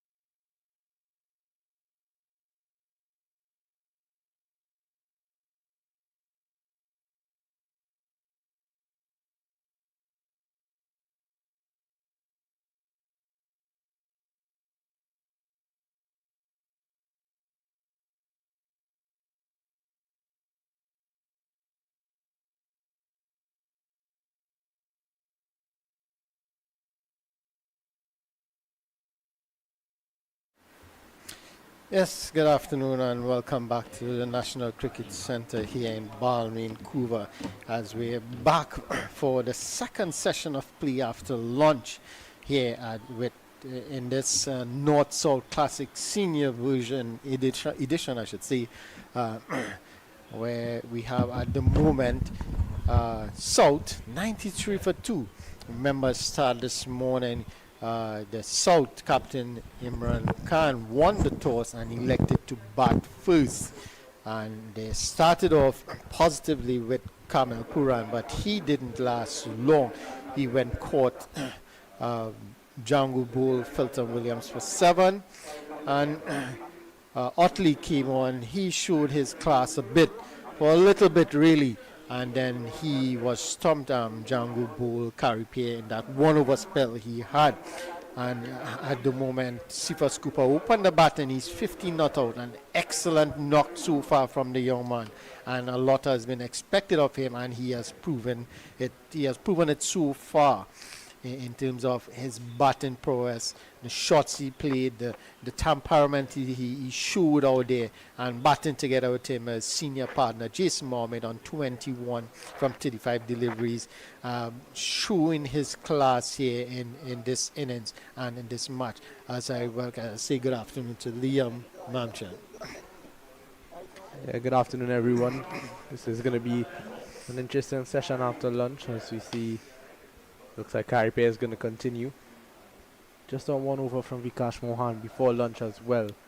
So I think what's going to be important for South is rebuilding and resettling into the crease. And just came back from a lunch break, and we know that breaks in cricket always bring wickets. So it's just about getting settled once more, refocusing, and then picking up where you left off. But the Cooper 50 of 65, these look really, really good. And Jason Mohammed 21 of 35, he's been a good support cast for Cooper. So it'll be interesting to see how they go after this lunch break. Yeah, definitely. It's gonna, as you rightly said, they have to start over here. It's yes, they're continuing their inning, but it's a break, as you see, and generally the batters tend to switch off a bit. So you have to switch back on and get accustomed to the conditions and the situation over there, and then you go again. So it will be a bit of challenge, and they have to face Carripier, who bowled really well thus far. 1 for 14 in his 4 overs, and it's Cooper. He's off and running here in the second session of play. It's 94 now for 2. So, judging, given that first session of play, Liam, let me tap into your brain here a bit. Who would you say had the better of the first session? I think after the first probably 15 overs or so, I think North would have felt like they had the edge. But with the way that Cooper and Mohammed approached their innings going towards lunch, I thought it was excellent. And that just kind of maybe levels it out a bit. I don't think anyone would feel like they're on top of the game at this point. I think it's pretty even. North would be happy with the 2 wickets, but I think South would also be pretty happy with getting to 93, scoring in and around that 4 runs and over. So I think both teams will be pretty happy with where they're at this point. Yeah, this one is worked away into the onside by Jason Mohammed, and he picks up another single. And he has been doing that really well in this innings thus far, his short innings at the crease. He has been able to rotate the strike when necessary. The bad ball, he's able to put it away for boundaries. So he has been really good. And as you said before, a good foil for Cooper, who has been not aggressive, but he has been very positive in playing very good shots and playing cricketing shots to ball that was there to be hit, as the case may be. So it's really excellent from this pair, and they really need to go on here. They need to get a big one. This partnership they need to cash in, especially Cooper. He has a start. He's on 51, sorry. He needs to cash in. He needs to get a big one here. And we know Jason Mohammed's going to be there with him. But Carripier is important here for this team. Yeah, I think Carey needs to tap into his experience to try to pick up a wicket here with these 2 set batsmen. Cooper's really looked good. He's looked risk-free this innings. And just that maybe one shot that was a bit out of control, that top edge that Yeah. went over Leonardo Julian at fine leg, that went for 6. But other than that, he's been in complete control, a really nicely paced innings, and he's known when, to turn the tempo up a bit and slow down right before lunch. It's really, really good. And what's going to be important again for South is that this partnership is they can set the game up really nicely on this first day for them. They don't want to get bowled out today whatsoever. They want to get a big score. And this partnership is going to be really important. Yeah, they would have memories of what happened last year, where they were bundled out cheaply with Jed Gooley, the only batter to really get into 50. And they wouldn't want to repeat that. The second innings, they were bundled out cheap as well. And they wouldn't want that to happen again this time around. And this pair, as you rightly said, would have a lot to do it. There's a lot of batting to come with the likes of Jed Gooley, Daniel Williams. So still a lot of batting. Joakim, who's in very good form actually at the moment. Phillips. Imran Khan to Brian Charles. These guys are very capable. So there's still a lot of batting to come for the South team. But if this pair, as I say, once you get set, you have to take advantage. You have to take advantage of that and try to get a big score. And this is exactly what Cooper has done thus far, and he needs to continue. And it seems that Jason Mohammed is set. He wants to be there for the long haul. He wants to have a big innings. And if the two of them could continue, then it would be really good. As we see Sion Hackett with the same shoes on this time. Yeah, Sion's back into the attack. 5 overs, none for 13. And this is a ploy that I usually see teams take up after lunch or after any break in play. Get a fast bowler back on, just to rush on to the batsman who may just be feeling a bit lazy after a meal at lunch or even tea. So Hackett is in.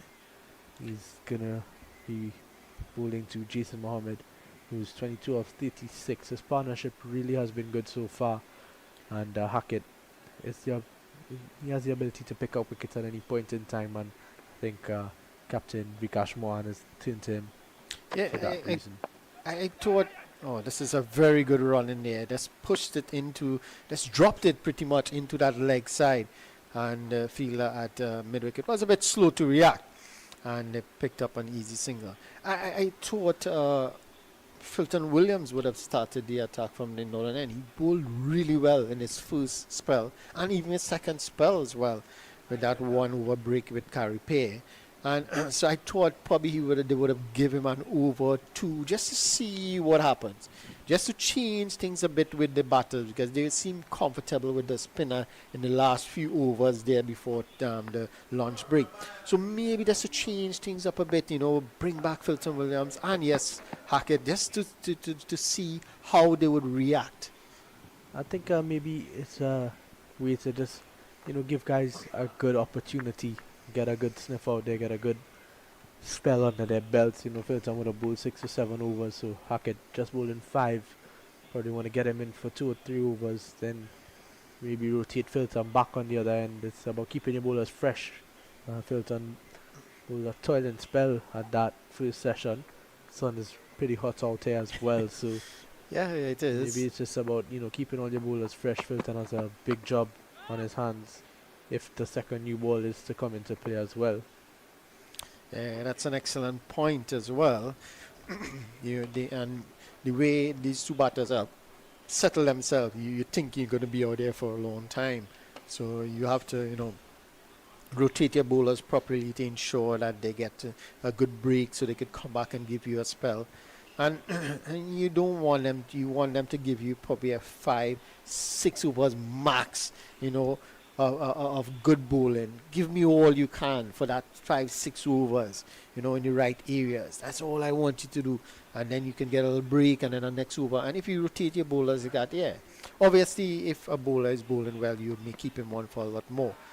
This one is down the leg side. A bit of an appeal from behind the wicket, from the slip fielder and the keeper, but nothing doing from the umpire. Yeah, so I think you're right in the sense that you need to rotate your bowlers properly, especially in this 4-day format. And you played for the under 19 in the Premiership 3 days, so you would know about rotation of the bowlers, bowling spells. From your experience, how much overspell would your captain, that's Rajiv, would have given you all?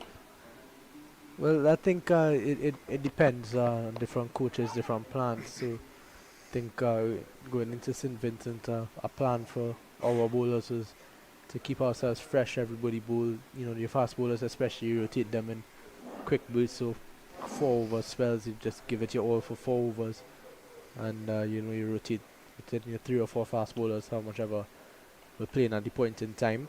And I think a lot of the times you want to keep a fast bowler on one end, spin on the other end until, depending on what the wicket is doing, you might have 2 spinners operator as well. So it's just understanding conditions is really important. Understanding batsmen's preferences as well.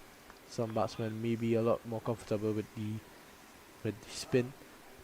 You want to get a pace, or want to just try to break that concentration a bit, and also the state of the ball.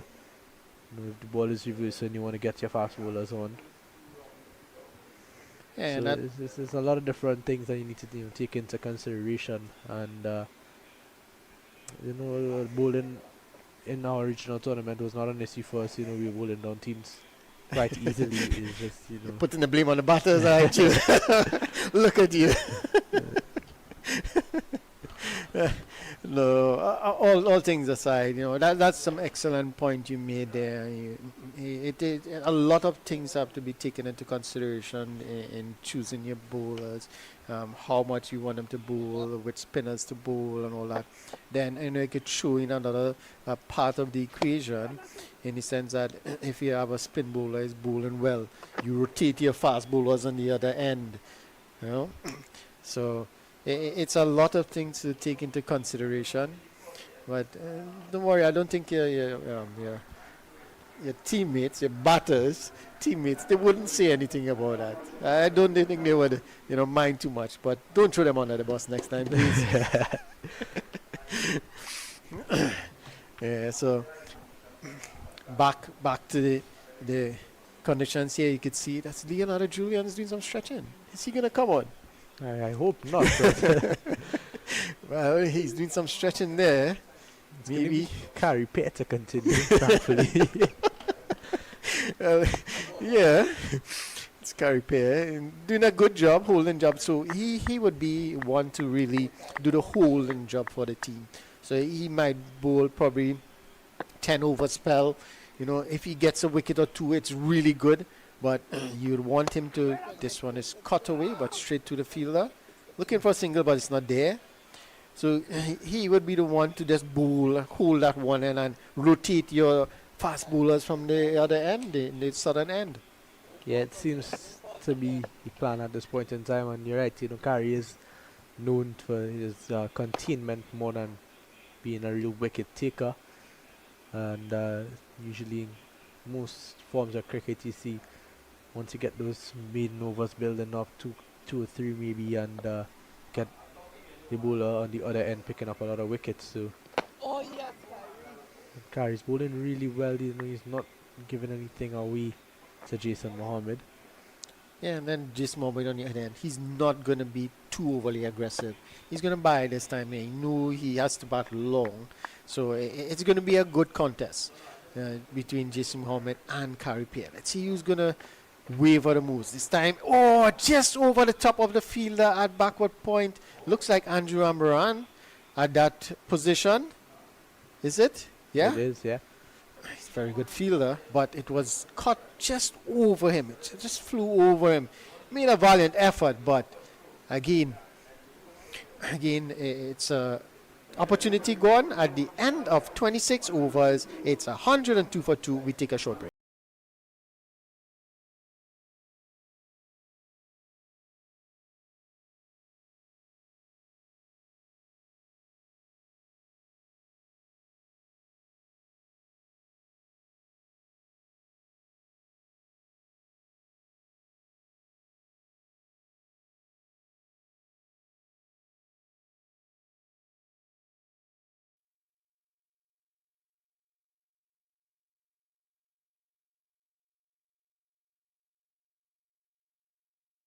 Welcome back to the National Cricket Centre in Balmain. The North-South Classic in progress here. North is up against it at the moment. Searching for a breakthrough here is Sion Hackett from the southern end. This partnership is really looking to take things away. 102 for 2 at the moment.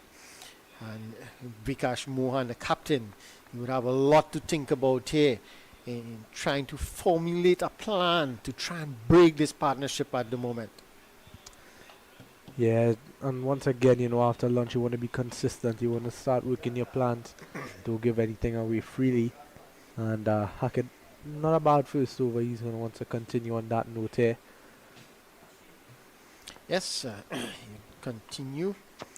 Southern end again, solid as Cephas Cooper. Looks really good, and he said it before, he plays the ball on merit. If it's full, he looks to go forward, push it into the covers, look to rotate the strike. If it's there to hit, he will go after it. Solid on the back foot with the short delivery, loves the pull shot, played it very well thus far. So he looks really good. He looks the part, and you would want him to really continue here and get a big one. This one driving a bit loosely there. That one seemed to just nip away from the right-handed Cooper, but he dropped the bottom hand and was able to just guide it to that cover fielder. Yeah, it's been decent from Cooper. He's been in complete control. That one, even though it was a bit uppish, knew exactly what he was doing. And he moves on to 51 of 78 deliveries now. But good consistent lines, not nagging a line and length from Hackett, with that feel that he has. Slip on a gully still in play, which is good to see. Yeah, you have to give Vikash Mohan credit here. He has kept attacking fielders for his bowlers. He kept them in play. He has catchers always close to the bat. So he give them what is required, give them that offside feel. He also has the protection on the leg side in case of the bad deliveries. So he has kept them, give them the feel that is required to pick up wickets. But it's for the bowlers now to put the ball consistently in those areas and be able to get the wicket. The wicket has flattened out nicely after that. A bit early morning moisture that saw the end of Kamal Puran, unfortunately, and Keon Utley. But these two have been, they've done the hard work, and now it's just pretty flat. The wicket's not doing anything you wouldn't expect it to do, and it makes it a lot easier for the likes of Cooper and Jason Mohammed. Both power gen boys, a lot of power gen boys in this South team. Narad Kyle Kisundat, Damian Joachim, Sharon Lewis, Justin Manick, Daniel Williams, Jason Mohammed, Cephas Cooper. A lot of boys from that power gen team. That's a pretty successful power gen team last season. They lost in the final of the T20s. Yeah. They had a decent showing in the league as well. Cephas Cooper was a main part of that. That's why he's here, showing what he's capable of on the slightly bigger stage. Yeah. So he's really doing well, but it's what is required now from the North team. They need to do something, or no ball signal by the umpire, so overstepping it. And the thing is, that no ball shows two things. It shows that Sion Hackett is trying. He's trying his best, striving to see if he can get a wicket for his team. One. And two is that probably he needs to check his run a bit. Probably needs to take a step back just to ensure that he don't overstep. Because you overstep in this format and you get a wicket, well, it's all gone. So you have to be very careful. He can't afford to overstep here. So he just has to be wary of that. But I like the attitude of the young man here. He's trying his best for his captain, trying to get a wicket here. And he comes again from the southern end. This one short and wide, cuts away with Ramran doing the fielding at extra cover, and they're just going to get one. So at the end of The 27 now 105 for 2. And South sitting pretty here. Yeah. Not really looking like they're under any sort of danger. No, I think they would feel pretty comfortable at this position, and the batters now they would want these two to carry on, because you could see that a new batter has to get himself in. It's not an easy wicket, so you could say you could go from ball one and get set. So you have to give yourself some time to get in and get going.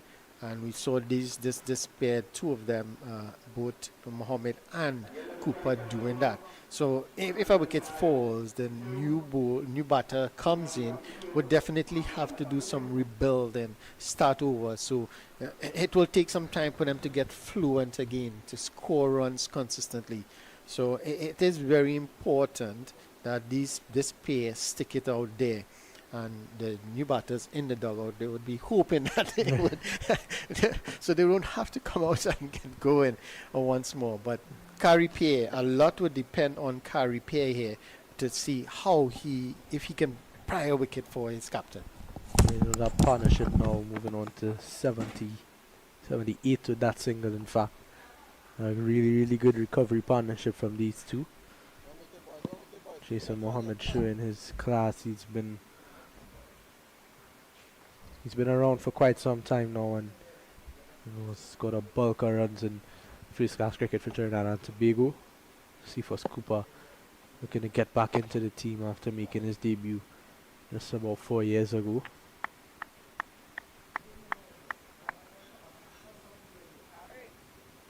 Scored a lot of runs in that last domestic season locally with Cephas Cooper.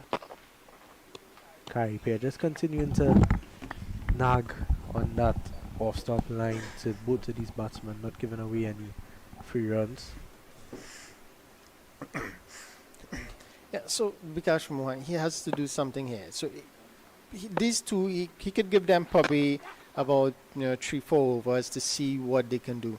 But if in the next, let's say, 15 minutes or so, nothing really happens, he has to do something. He has to change something, whether it be put in some strange field placing, or bringing some bowler, probably try Raja to do something different to try and get a wicket, get the batters to do something different, play a rush shot. Who knows? But he has to do something. He can't just allow this to meander on, so because as if he just allows it to go on, the batters are going to get set. Jason Mohammed, well, if he gets set, he's going to be there for a big one.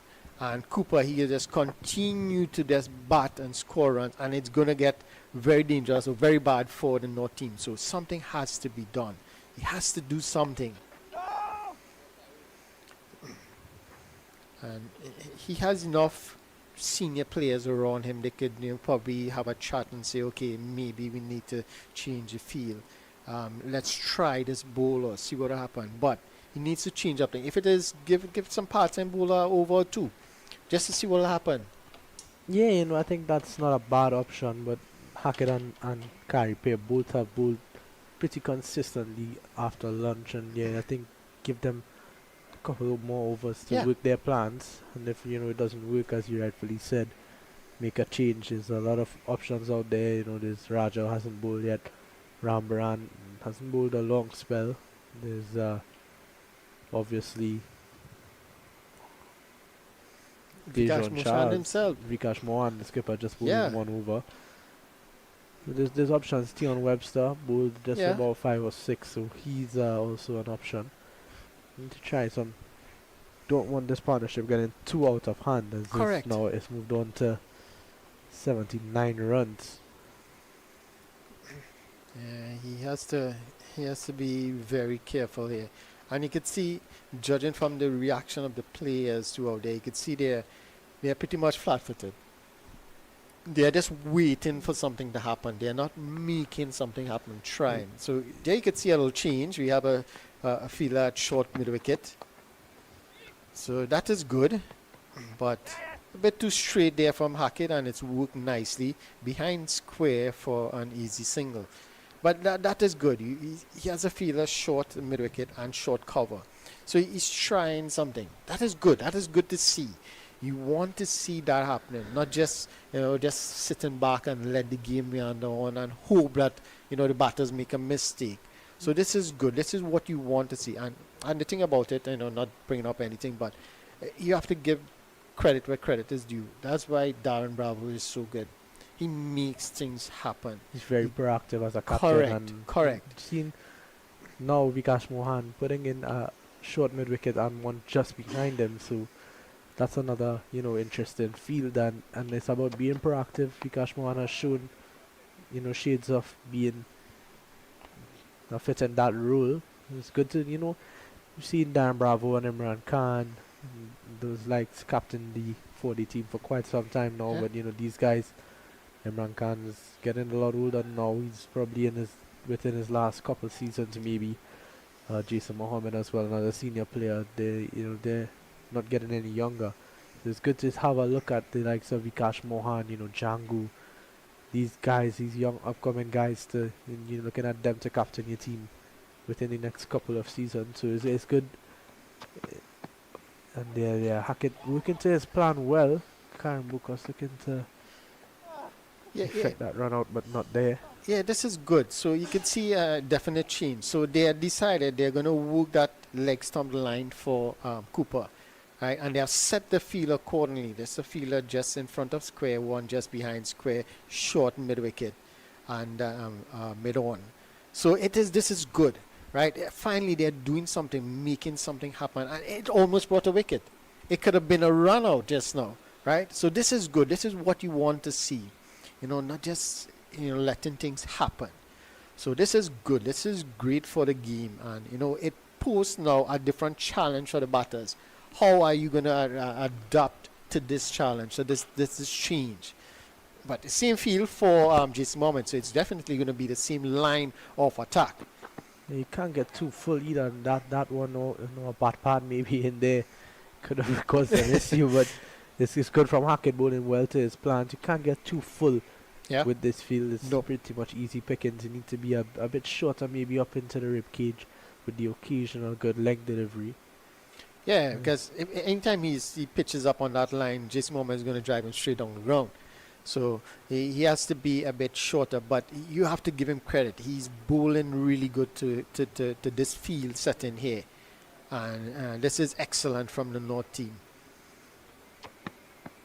This one just outside the off stump and into that vacant third man region backward point more, and it runs into the boundary for 4. And with the field that you have, you can't bowl there. Jason Mohammed's gonna have a field day with that. It's a poor delivery. After all that talking him up, he bowls a poor delivery outside the off stump. There's no one there. If it was pitched up on the off stump, it's fine. You have that cover fielder to, or the mid off to really compensate.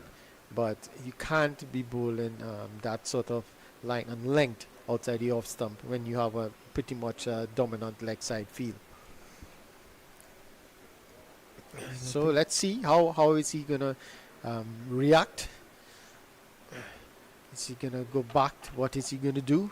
Back to his leg stump attack? No, again outside the off stump and worked away in the same region. Is it going to be the same result? No.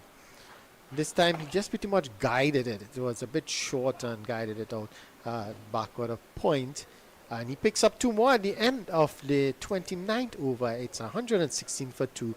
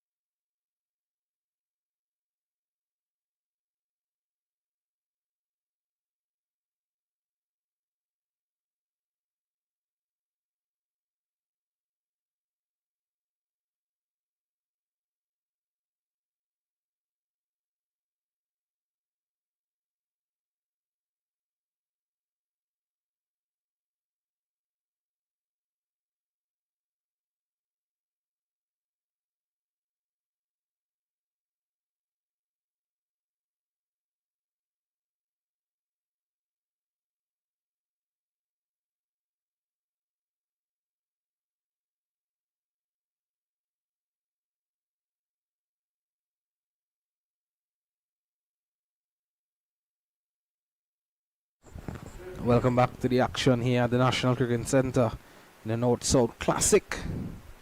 And South, after winning the toss this morning, electing to bat was 149 for 2. Wickets to fall. Keon Utley, he fell to carry pair and caught behind to Amir Jangu, and also Jangu with his second catch. Kamil Puran, he was caught off the bowling of Filton Williams. Since then, a repair job has been put on by Sifos Cooper and Jason Mohammed. Sifos Cooper 68 and Jason Mohammed 58. Liam Mamchan alongside me. Liam, what a wonderful partnership this has been. And you know, the score approaching 150 already, and this partnership already way over 100. Yeah, definitely. It was a really good, paced innings from both of these batsmen after losing those 2 early wickets. We see for the first time in this encounter, we're going to see Isaiah Raja, the leg spinner from the east. He's decided to not go with the field out bat path. Karen Bokas goes into a short fine leg. Now this could go either way. These batsmen could see Raja as their option to score runs, but with the field pretty spread, could be a wicket taking option as well. The leg spinner stealing the ball away from these right-handers. This one is pulled away hard by Cooper, and that's going to go into the boundary for 4. Welcome into the attack, Isaiah Raja. Real loose now from Raja to start, and exactly what Cooper would have needed. He's been struggling a bit after lunch, and first ball after the drinks break to get a ball like that. We thank everyone for that. Cooper moves on to 72, and that brings up the 150 for South. Yeah, you were just saying that this could go either way.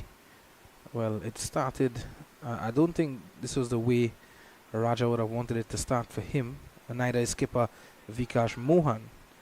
Certainly a delivery that was too short. He's going to be turning the ball away from the right-handers, both batsmen being right-handers.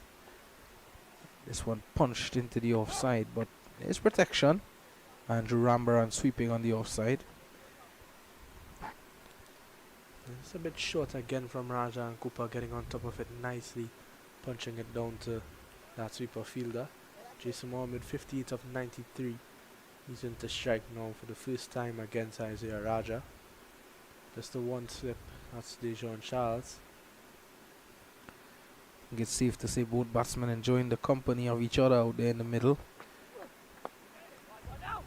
These two would have battled a lot together for the past couple of years, but especially last season, both of them were the bulk of the run scorers for Power Gen. Yep.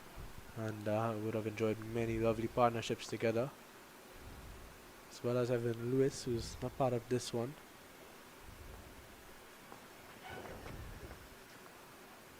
Short again from Raja. So I think he needs to settle here. If he does continue after this over, just needs to settle. Again, just need to give the ball a little bit of air and allow the ball to turn.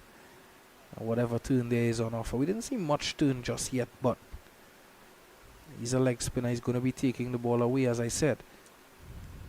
Based on evidence of the last couple of seasons of cricket that's been played at the National Cricket Centre, batting last is going to be pretty tough here in any 4 innings cricket, whether it be 2-day, 3-day or 4-day, as this one is.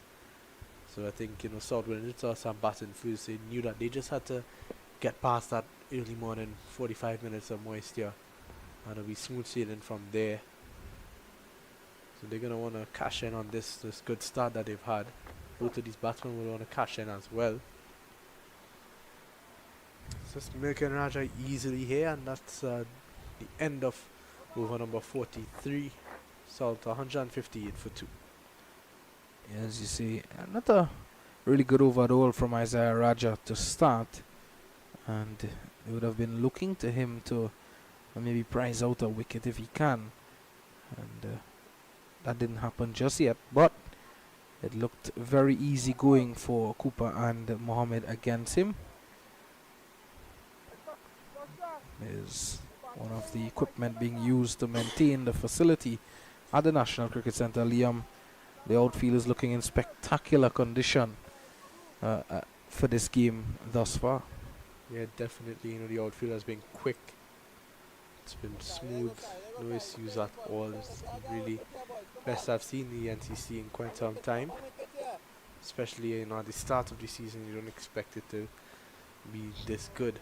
But kudos to Dexter and his team, ground staff here at the NCC. Really done a good job, groundsmen. And Carey Pear is back. He's having a long spell. Carey Pear, you would expect that from him. And what has impressed me is his ability to be so consistently. Yeah, this is what he prides himself on. He's gonna, you know what you're gonna get with Carey Pear. He's not gonna turn the ball much, but he's gonna be nagging. He's gonna be on that good line outside the off stump, on off stump maybe, and just forcing you to play a shot every ball. You know, you're not gonna get time to settle with Carey Pear. Gets through his overs quite quickly as well, and has the ability to, you know, turn maybe one or two in his spell that would, you know, just pose that little bit of doubt in the batsman's mind. You already saw him get that edge of Cephas Cooper, what was put down at first slip by Tion Webster. I think he'd be very unhappy with that. That would have been a big blow for South and a much needed wicket for North as well. And after working so hard in this immense heat as well, you know, not being able to prize out a wicket, when you get the opportunity like that, you really want to grab it with both hands, Leon. Yeah, definitely. And it's not easy out there in this weather. The sun's pretty hot. Spears in again, a good delivery to Cephas Cooper. I think that last over from Raja might have just given Cooper some much needed extra confidence after that rough patch he saw before that first drinks break. Yeah, there were two leg before shouts immediately after that catch was put down by Webster of Carey Pear. That's the end of 44. It's 158 for 2. And not too sure if we'll be seeing one of the seamers coming back soon. Either Phil.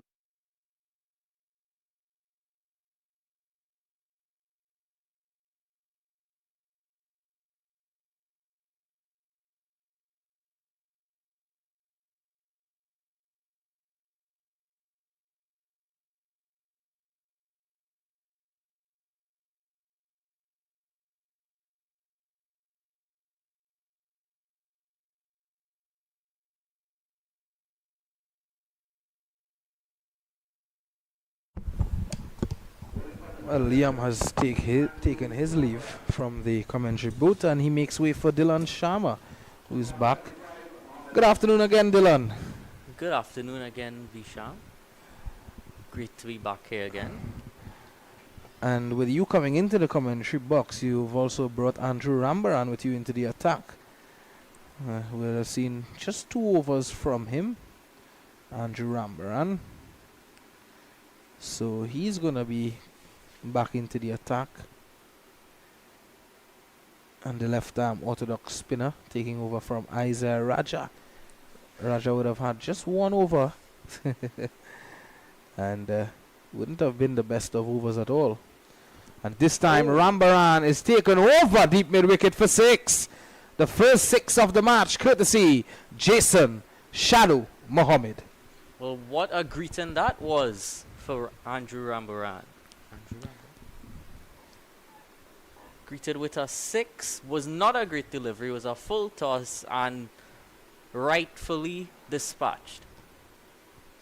Yeah, well, certainly Mohammed sending a message to the young man saying, Andrew, you can't serve up a delivery like that, especially on a day like today. Well, the North team would have hoped for a better over after that previous over from Isaiah Raja. Yeah. It was not a great over. Quite a few drag downs. This time he's Again, using his feet Coming and forward. yeah, down too long off. So you get one. This is smart cricket by Jason Mohammed and Cephas Cooper. And both batsmen looking well and truly on their way to centuries. Dylan, what a mammoth feat that would be for both of them. Well, it would be the best possible start for them on day one of this match. Rambaran, how will he respond to the onslaught thus far? Holding that one back a bit. So Cephas Cooper just guiding it into the offside for one. Dylan, if you were the coach of North, Vinod Maharaj, right now, you know, a message out there to your team in terms of how you are going to pick up this wicket, make this breakthrough, Dylan. You know, what would be your message to Vikash Mohan and those guys out there?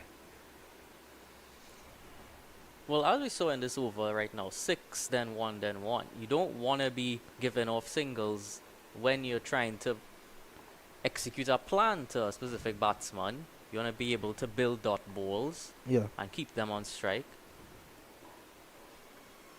And yeah, those dot balls would build pressure. Of course, no real pressure on the South batsmen. However, a couple dot deliveries, a wicket could be really crucial in building up some pressure here for them. And we're seeing that short leg fielder, he moved across now to a silly point position. Forward. Also, right at the end of Vikash Mohan's spell, he came from round the wicket. I would like to see a bit of change in the angle, maybe. Yeah, just change things up a bit, not get the batsmen too accustomed. I think at the moment they are quite comfortable with how they are handling things at the moment. 76 to Cooper. Mohammed on 67. It's 166 for 2 after 45. Only 4 extras, so not too bad on that front.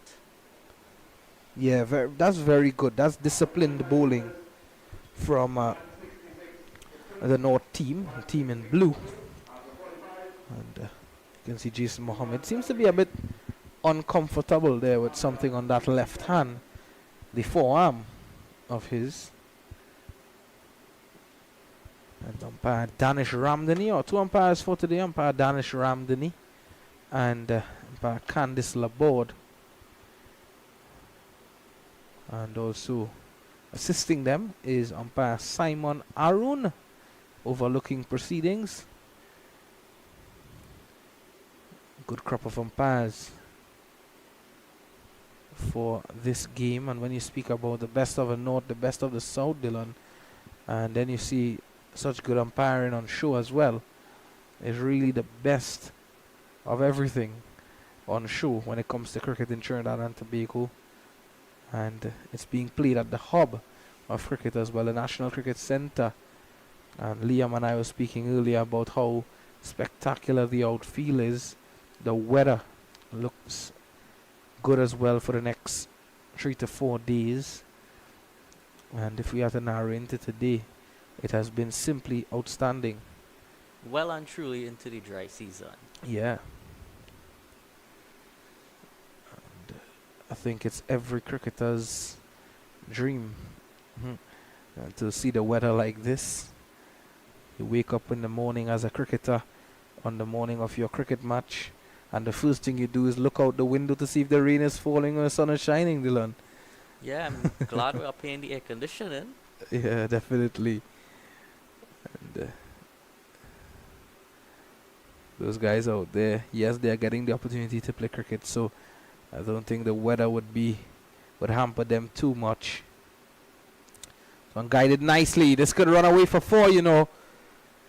And it gets there now. Yes, it does. Rambaran can't hold it in.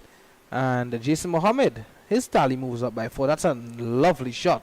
Just using the pace and guiding it past slip, Dylan. Playing it nice and late and timing it to perfection.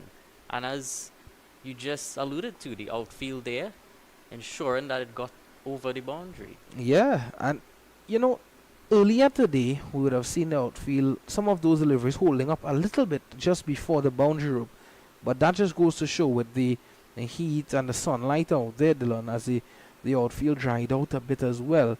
You know, It really moved a lot quicker along the carpet.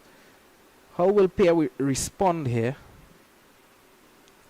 This one past Karim Bokas at short leg. This has really been an excellent effort from both batsmen, and this is something you want to see on the international stage for a West Indies team, the men in maroon at the test level.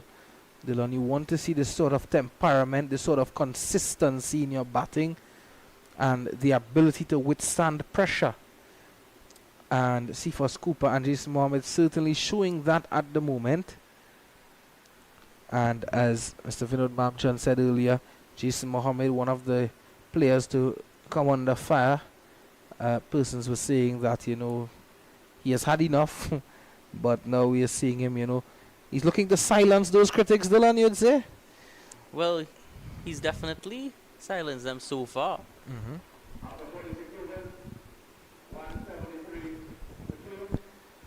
46 overs have been bowled. It's 173 for the loss of 2.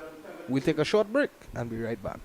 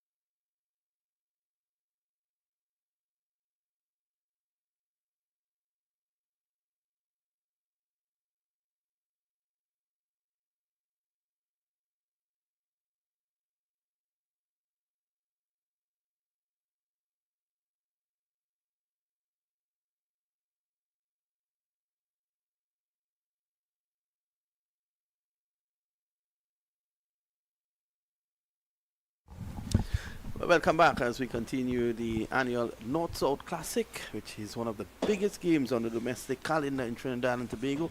It's a game where we the Trinidad and Tobago Cricket Board use to select the national team for the regional first-class tournament. South, badly beaten in the encounter last year, and they'll be looking to give a better showing this year. They have already started well. 197 for 3. Jason Mohammed is on 79 of 111 deliveries, and Jed Gooley on 15. They will start together after tea, and the Southern boys will be looking to mount a good score. Looking at that track, which is pretty dry, it's going to always be difficult to bat on the fourth day, the last innings here. So they will want to produce a good first innings score, follow it up if they have to bat again with another proper batting showing, and then look to put pressure on North. Joining me is the pride of Kokie, Dylan Mirage. And Dylan Sharma, sorry. I don't know why I call him Mirage all the time. Dylan Sharma, who will be with us for the next half an hour or so. Good afternoon, Dylan. How are you? Good afternoon, Vinod. I'm quite well, and how are you? I'm fine.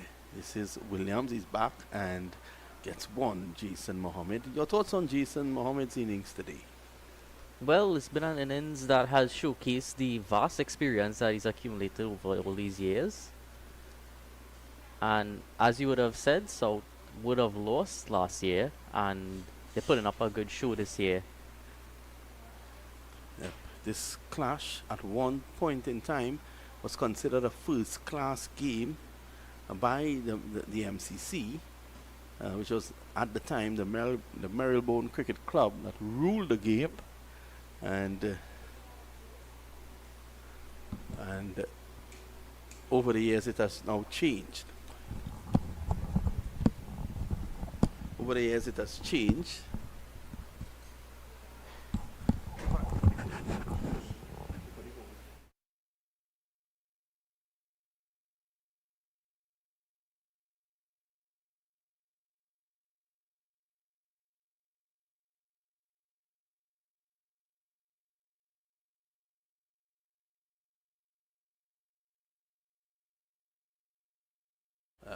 Clipped away just behind square for one, and is that Karim Bokas who fields? It's now 199 for 3. Yes, Dylan, back in the day it was called different names. It was at once the Beaumont Cup. I think that was initially when it started. It was the Beaumont Cup, and you can go back. I know you're a guy like to do your research. You can go back to your Wisden and look for Beaumont Cup. You will see it there. Then it was the Texaco Cup after that. Following that, Texaco, the oil company in Trinidad, as this is pushed away to mid-on. The oil company in Trinidad was then changed. It changed hands, it changed names to Trintoc. It was then the Trintoc Cup. And then after that, it became the Jerry Gomez Cup, which it was sponsored by Queen's Park. So it is a clash that has a lot of history. It's a storied clash, if you may say so. Some of the best in Trinidad and Tobago would have played in this game. And back in the day, this is forced away through the onside. Runs here for Mohammed, and all four of them. An on drive, which is a difficult shot to play. And Mohammed has been almost imperious today. Very good shot there from Jason Mohammed. On drive is always a difficult shot, and it's a very beautiful shot to look at. Unable to stop that in the field, though he did run close by it. He has been absolutely brilliant today, Mohammed. 84. And from the moment he went out there, he looked as if he was just a cut above the rest in the way he was playing. He and Cephas. Cephas did look good as well. Unfortunately, got a run out with a century staring him in the face. And that's pushed away. Mohammed will want to carry on, though. Yes, he began very solidly. Didn't look to be over aggressive at that stage, but as you could see, the run rate is still a very good 3.92, which is pretty high for a for a Red Bull game. Yeah, for first class cricket, it's pretty high.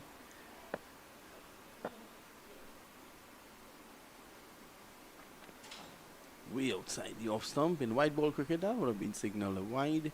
But of course, in this game, it's not. 203 for 3.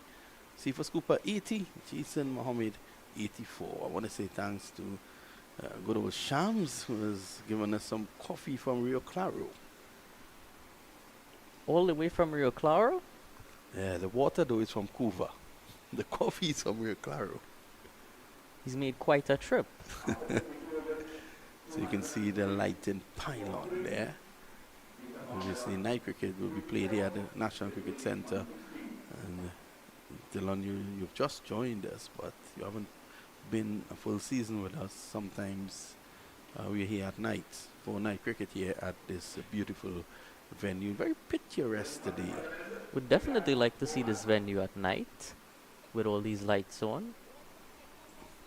It's really a magnificent sight. Vikash Mohan, 7 overs, none for 24. He's going to continue from the southern end. And I dare say South, larger and in charge at this point in time. Absolutely. They would be very pleased with the sort of innings that they've put together so far today.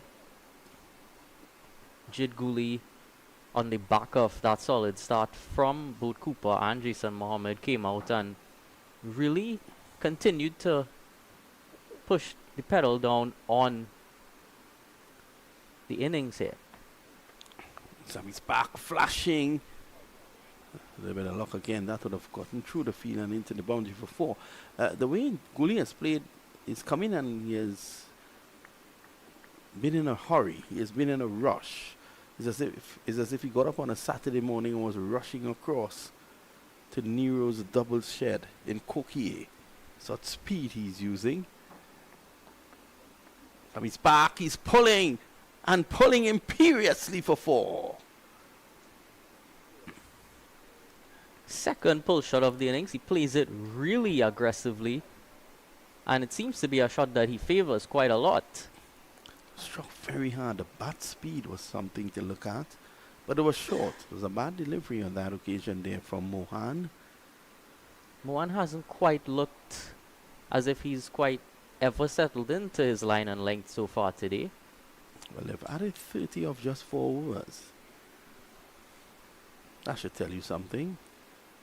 It's an absolute feather bed for batting. Even Visham Lalman couldn't get runs on that. It's Bazball style batting so far with this partnership. Very positive indeed.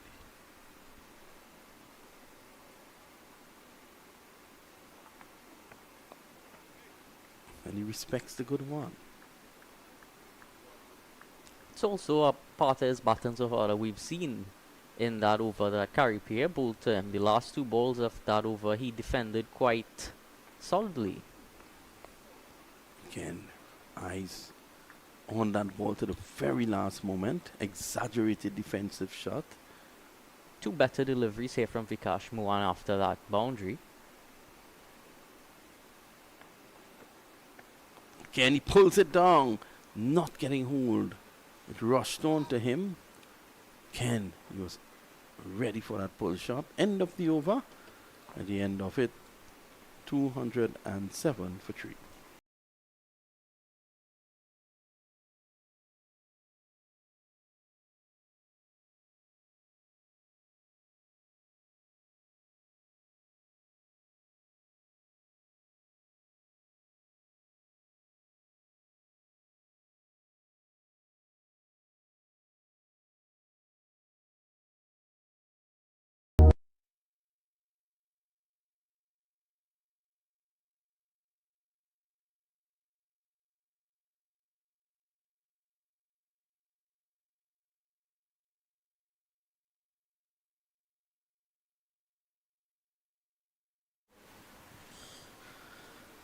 So it's just 10 past 3 in the afternoon, 207 for the loss of 3. I'm in the company of Dylan Sharma, one of our new commentators here. It's going to be Filton Williams. Short, and Mohammed would be angry with himself there. Now this would be, if I'm not mistaken, this would be Filton Williams' only second over since before lunch. I don't think he had bowled in that second session today. So he'd definitely be fresh. Started well this morning, but has given away some runs since. Batting has become easier. I think it was Visham Lalman who said that with the sun around, the pitch will dry out pretty quickly and it'll become easy for batting, and we've seen just that. Yes, definitely Williams would have benefited from that really moisture this morning in the pitch. And so far, it has looked quite easy to bat. I mean, the only wicket that fell in that second session was via a run out. So you wouldn't really put that down to the bowling, really just irresponsible running at that point after looking so well prior to that. Defended nicely again.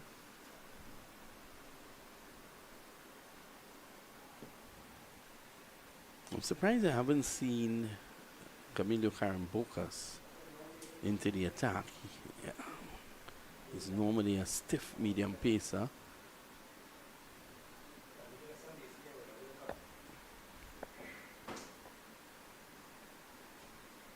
They went quite heavy on the spin in the second session. It's Filton. Mohammed walks into that defensive shot. You think the century is playing on his mind, Jason Mohammed? I think it would be playing on his mind because there has been a bit of criticism regarding his selection, so you definitely want to be careful on getting close to that century so that he can make sure he gets over that line. I think age is just a number, and people continue from certain quarters. I shouldn't say people. Certain quarters have been putting pressure on the Trinidad Cricket Board to get rid of Jason Mohammed, which I think is foolhardy because you need experience in the lineup. And when people speak of age and cricket, Mohammed has to be careful here. He's pushing away from his body. When people speak of age and cricket, I always make the reference to Jimmy Anderson. 40 years old, 41. He would have been discarded a long time had he been a West Indian. In fact, had he been a West Indian, he might not have even gotten the opportunities that he had gotten because he is not one of those to, for want of a better word, lick you down. He would not strike you down. You would not have nightmares about him. But look at that. Look how many wickets he has. This is pulled away by Mohammed for 4. Should be signal no ball for height.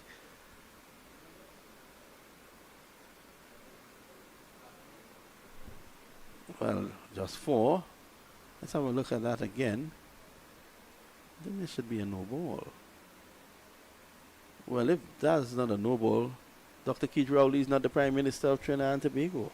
Well, that's probably the first mistake so far that you would have seen from the umpires. They've been exceptional today, but that was clearly a no ball. Umpire Ramdani, I think the sun has gotten into his eyes.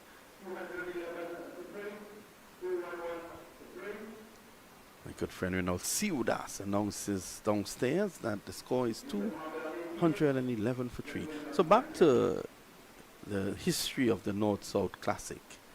At times it was played at the Queen's Park Oval. Many times it was played at Guacara Park in Pointe-a-Pierre, which is a stone's throw away from you. Yet I haven't been there. Well, I don't think anyone of us has been there over the last 15 years.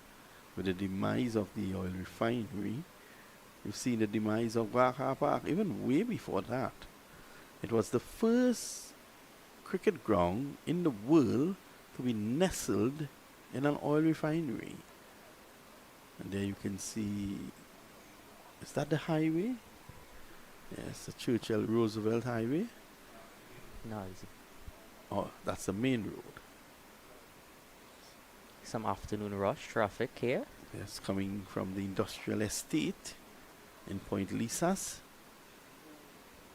Now, you would have said this North-South game used to have first-class status, but when would it have lost that first-class status? I will get back to you on that. Unlike Visham Lalman, I did not delete Google from my phone. So I will check that for you. But might have been probably around last 15 years or so. President Bassarat is around, he would definitely know that. It lost its status as a first-class game.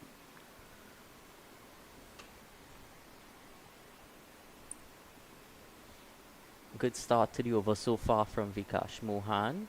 Jidguli would be looking to pounce upon any opportunity. And here he goes again. Another pull shot, one of his favorites.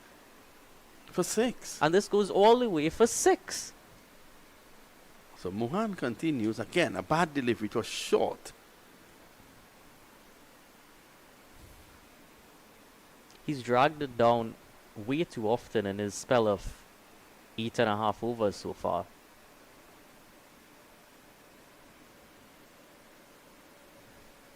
How does he reply?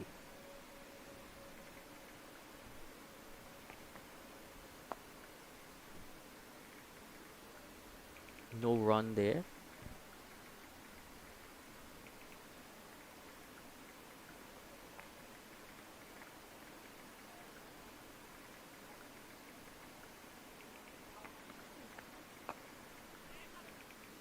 Driven nicely for a single.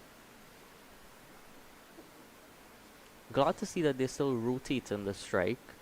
Sometimes when you get into that boundary mindset, you can easily forget how valuable it is to rotate the strike and ensure that both batsmen are getting ample time facing the bowling.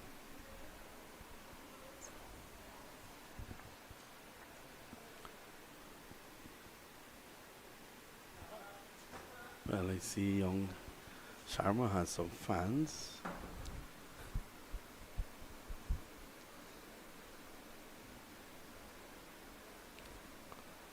So we'll have to find out. We'll probably go to Wisden and find out when this game lost its first class status. So at the end of the over, 219 for 3.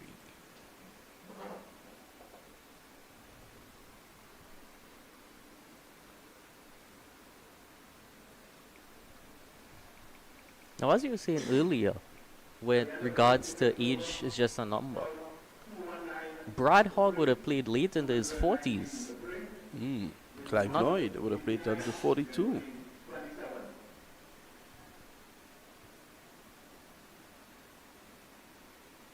So as long as the skill set is there, then there shouldn't be any issue regarding you being able to play. Mohammed has kept his fitness, and that's very important. He's fit as a fiddle. He's making runs. Why not pick him?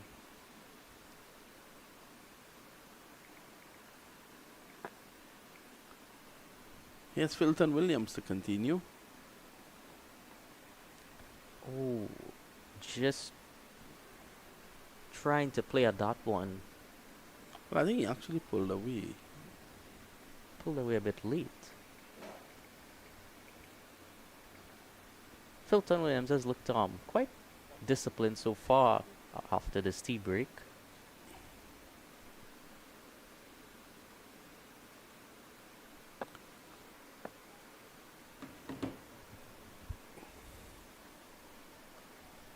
He's doing the right thing. He's keeping the ball on one side of the wicket. He's bowling outside at off stump, hoping for Mohammed to play a forward shot.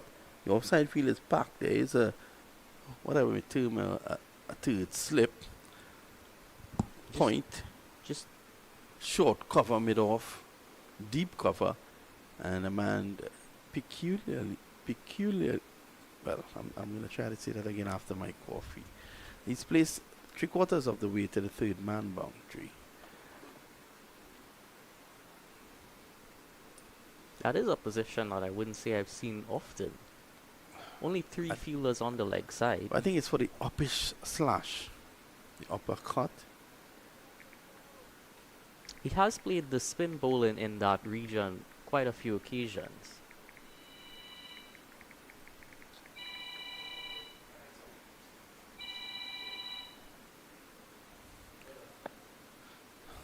So it's going to be Filton Williams to continue.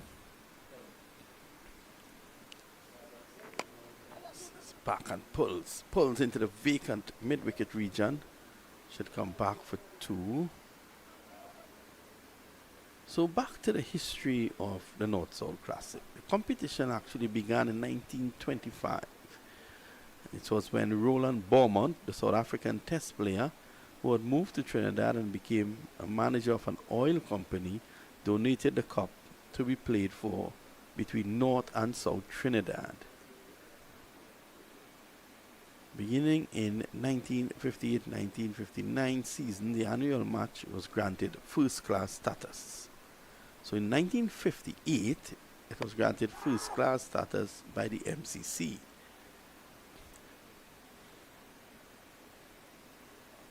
It was even expanded in 1970 when East Trinidad and Central Trinidad joined. So it now had 2 preliminary matches and a final. In 1971, the competition was renamed the Texaco Cup. And of course, it was more than one match. The title was decided on a round-robin basis with 6 matches. Loose shot there by Mohammed. In 1975, it went back to the Beaumont Cup. And again, it was contested by North and South, just 2 teams. But, as has remained the case today, South and Central has formed South, and North and Tobago and East has formed North. It had first-class status from 1975 to 1980, and from 1982 to 83 on to 85. So the last time it had first-class status was 1985. The Beaumont Cup was also held as a non-first-class contest between South and Central at other times. That was from 85 onwards. It then graduated to the Trintock Trophy and then the Jerry Gomez Memorial Trophy in 1996-97. So,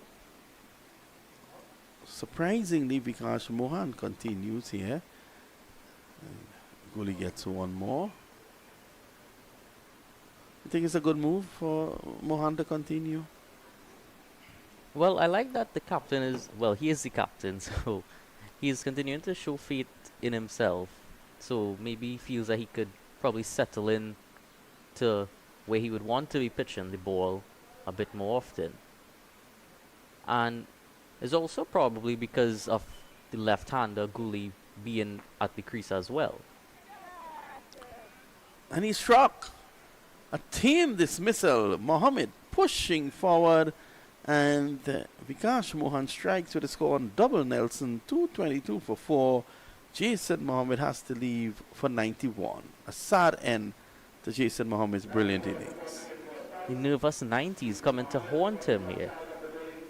He was only in it for a few deliveries so far. And a team dismissal being the end of him. A dejected Jason Mohammed leaves the arena 9 short of 100. But take nothing away from it, was a very good innings. It's an innings that I think I'll definitely see him being selected for the national team.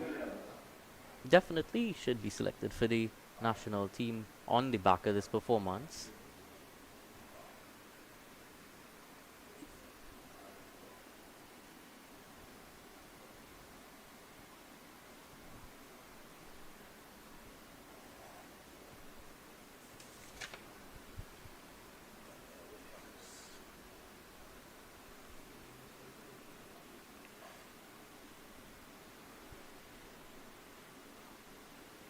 Daniel Williams is the man going out there now. He's a nephew of David Williams, a former West Indies wicketkeeper batsman.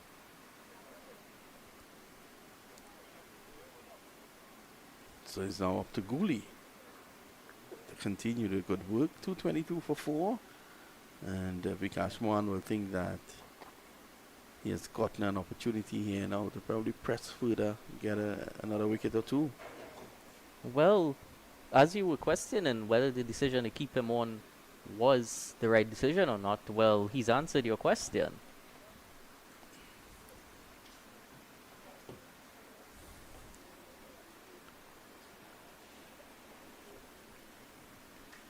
Very team dismissal indeed. Mohammed just playing down the wrong line. The edge found. I like that round the wicket approach to the right-hander though. He's staying there for the left-hander Williams. And Williams is a shotgun player, and he would try to match Gooley shot for shot. Should be in for an exciting passage of play then.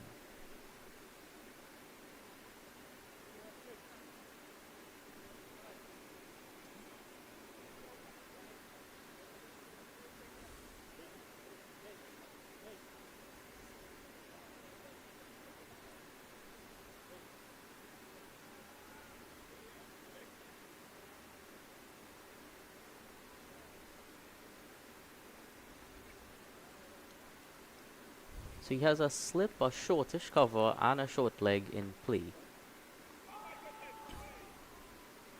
Ford reaches out.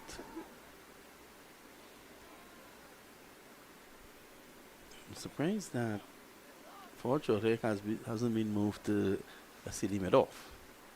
With the ball turning away from the left-hander. I was wondering quite a similar thing earlier on when the great partnership between Cooper and Mohammed was going on, why they might not have tried the short mid-on at some point. The silly mid-off, sorry.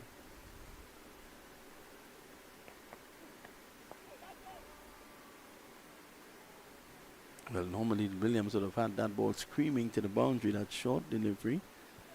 He's held some restraint.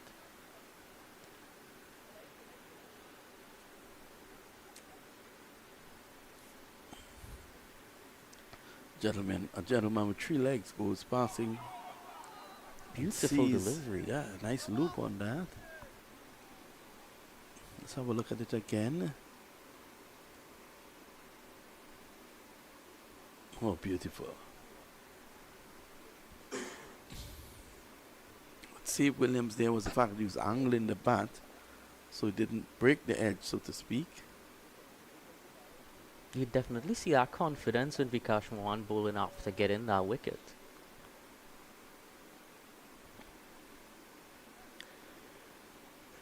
Maybe the extra sunshine on the pitch and dryness playing a part there as well too.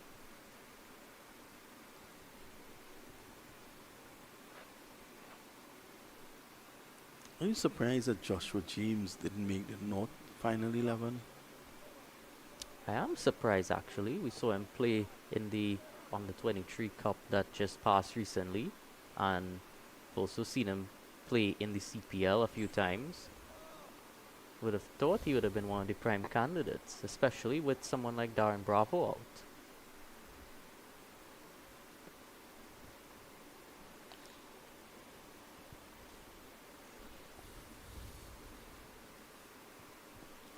So they want to continue to bat and bat for as long as they can on this track. Give their bowlers a good cushion.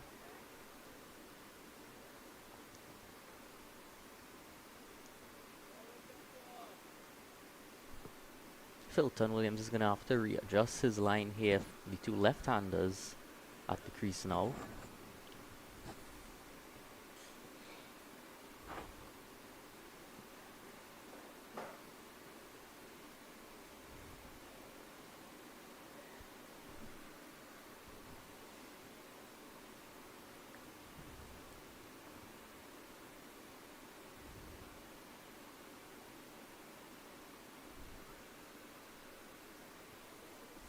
.223 for 4 here in the afternoon.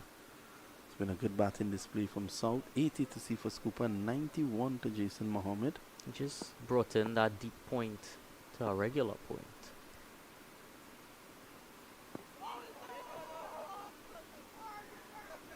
Williams has to be careful. He's walking across his stumps.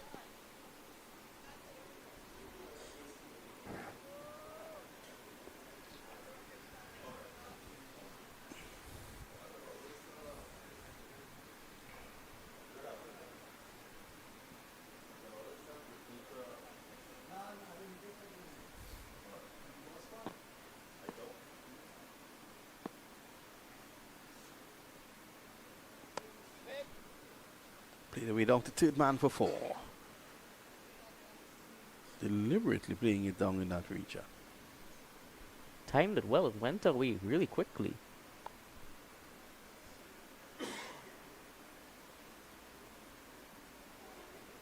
Right to the cameraman.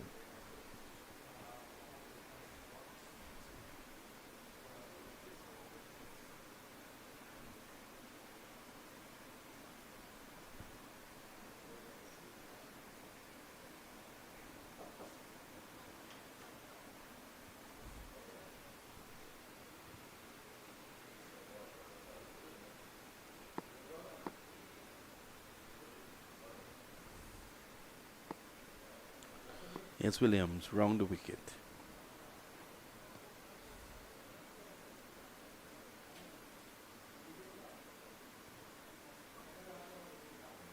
That's one of the typical fast bowler responses after being hit for a boundary. Well, it's tremendous energy to get it up there now at this time in the afternoon. Son would be beaten down at this point. Would not like to be out there myself.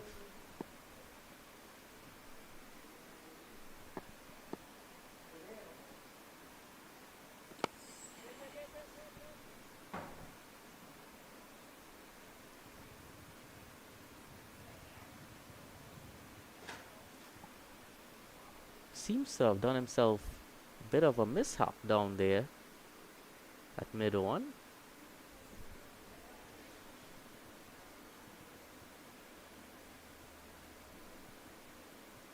Not sure what exactly is going on there, but it doesn't look good. Yeah, he's probably waiting for some attention.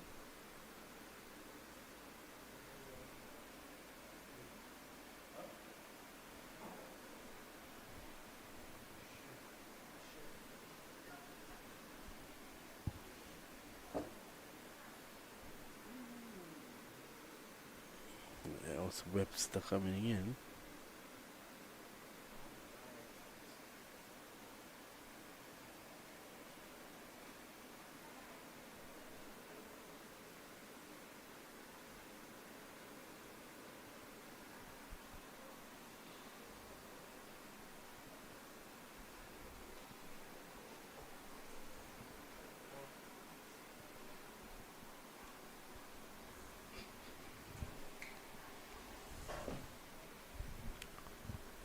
So it's probably a good time to take a break and to bring it on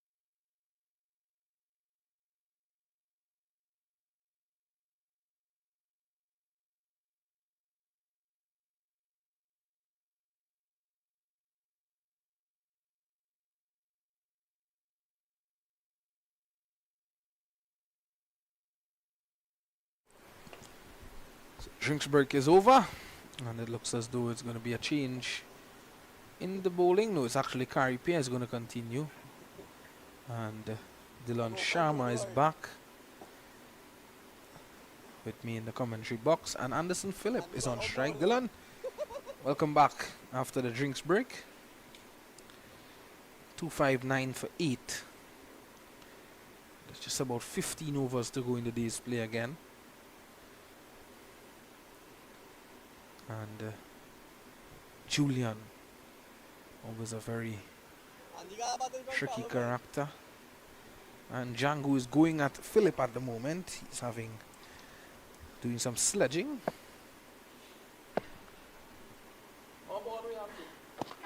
Oh, this one into the air.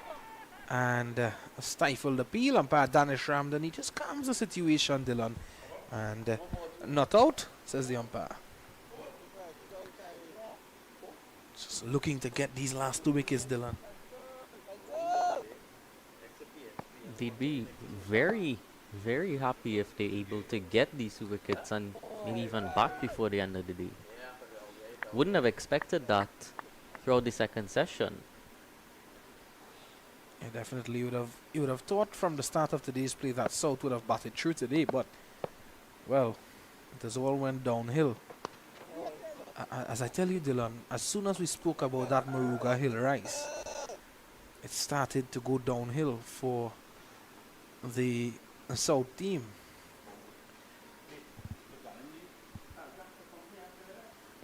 Oh, that's a lovely shot from Philip. That's worked through the onside for 4. I was telling you, Dylan, that this man can bat, you know, Anderson Phillip. I did have my doubts, actually, but that was played so well. I didn't even realize that it went to the boundary that quickly. Timing. A lovely shot from the lower Anderson Phillip. A shot where someone would actually say, why isn't Phillip batting at the top of the order? But definitely not. But doing a good job here, Anderson Phillip, and he would want to continue. As you can see, Goody just pointing out that the fielder has moved a bit straighter on the deep mid-wicket fence. And look at how he's coming forward and defending, Dylan. He's really solid as the over comes to an end. It's 2-6-3 for the loss of 8. Dylan, a lovely day of cricket thus far. Well, it has been lovely for the most part, but could have done without that collapse. Yeah. It's been something very common in West Indies cricket as of late. Yes. And you wonder if it's sort of a mental fatigue that they seem to go through at times, because they need to get to the bottom of it. It's cost them many a match regarding regional or international.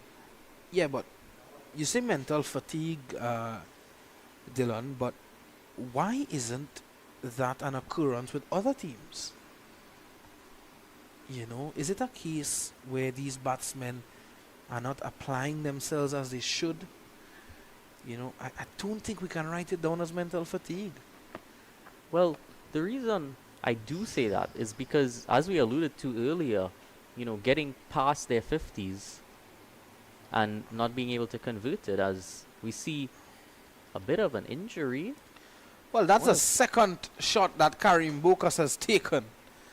And, well, he's down for the count. And Physio is back out. he's limping around here, Karim Bokas, and he's on the floor. Goes down like a true potato bag. And you remove the potatoes, Dylan. And look at that. That struck him very hard. That was a forceful shot there from Jid Gully. And this is the second time that Gully has struck him. Earlier, he had the concussion test. And now, well, the physio is back out there again. He's been struck from either end. Well, You say he went down like a bag of potatoes. Maybe he's just fried now. well, Dylan. And given the immense heat that there is out there, I won't doubt you at all. I think it gives us a good time to take a break, and hopefully Karim Bukas will be back up on his feet shortly.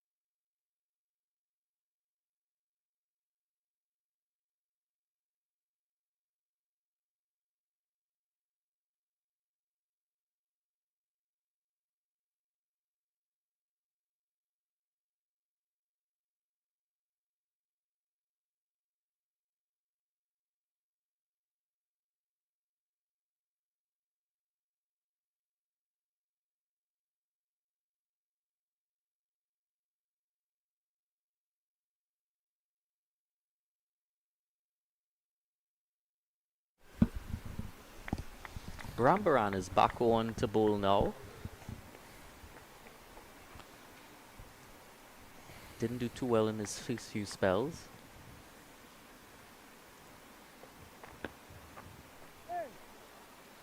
So the last 4 wickets falling for 32 runs, and that just goes to show how this innings has taken a decline. And there's good old Camilo Karim Bukas.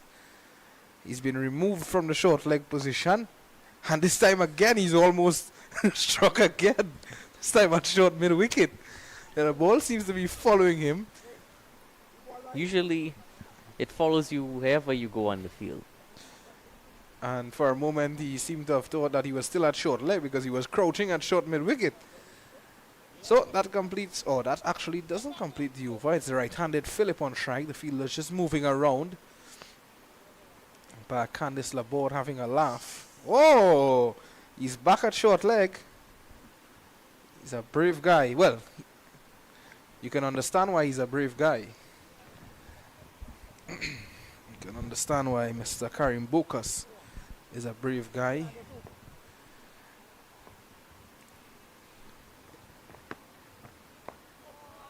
Oh, good bowling here from Rambaran.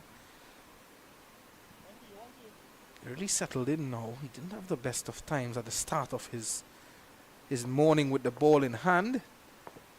As the day progressed, he's into his 7th over. Oh, that one cramping Philip for room, and he's suggesting that it kept a bit low as well. 77 overs bowled. It's 264 for 8.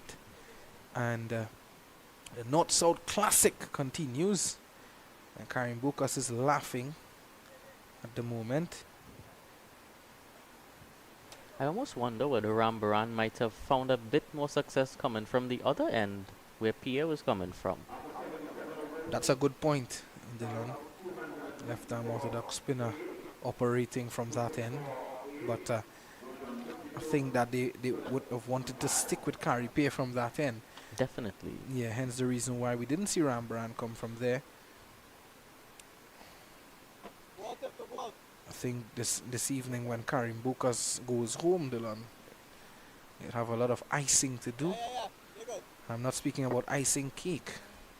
I'm speaking about icing his hands and his feet, because of the barrage of blows that he would have taken from the bat of Jid Guli. Or maybe he may opt for some cake just to celebrate getting through the day's play. Just maybe. Guli, not afraid to turn the strike over to Philip. Philip does look good for his 5.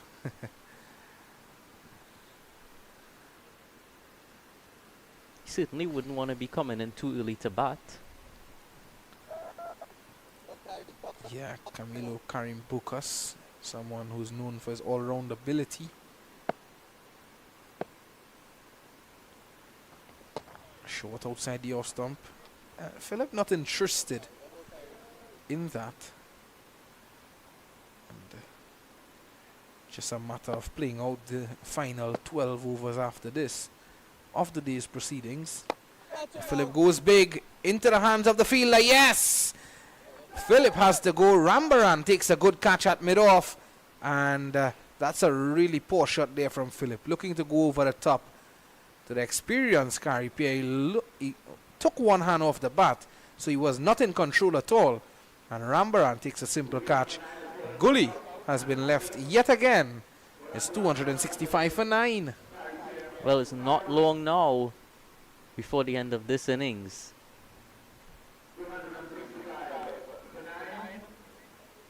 There's that wicket again. Couldn't get under it and was never in control. Rambaran took a good catch. Pierre gets his third. He has 3 for 77. Philip goes back for 5. New man coming to the middle. The left arm seamer from the Rio Claro area. It's Sharon Lewis.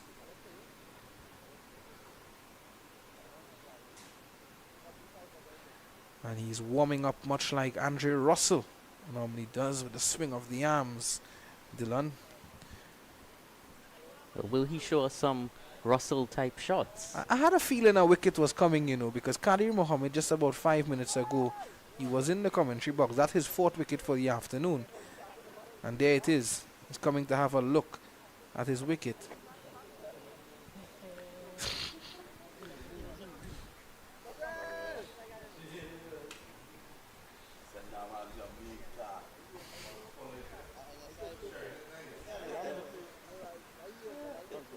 Pierre will be looking to close off the innings immediately here.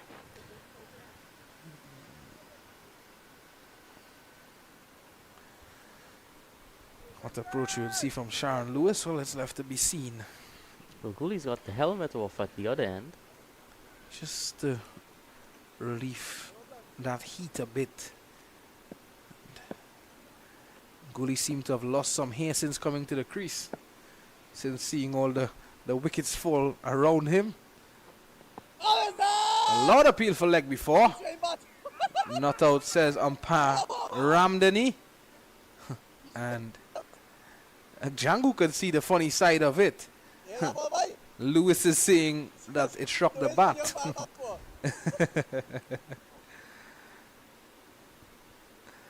Lewis was showing the umpire his piece of willow there, Dylan, as to tell umpire Ramdani that it struck him on his bat. And then you see umpire Ramdani raising the right leg and signaling leg byes. Well, it almost distracted the fielders because they were able to steal a run there. I think Gully is going to go big here. Oh, actually, I'm wrong. Just solidly behind it. 2 more deliveries remaining in the over. Well, he has to go for it now, right? No reason to just poke and prod around now. Well, just maybe he may not attack Gary Pierre. We'll have to wait and see. He may wait till the other over, but he'll need to get a single, get down on the other end, and that's what he does. Just takes it away.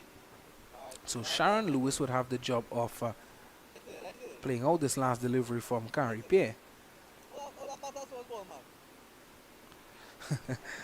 Not sure if you heard what Amir Django would have asked Lewis there. You'd have asked him, how did his bat got all that ball mark on it? The ball marks on the bat.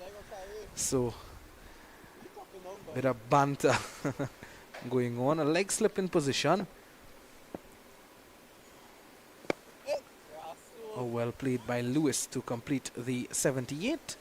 267 for 9. We'll take a short break and be right back.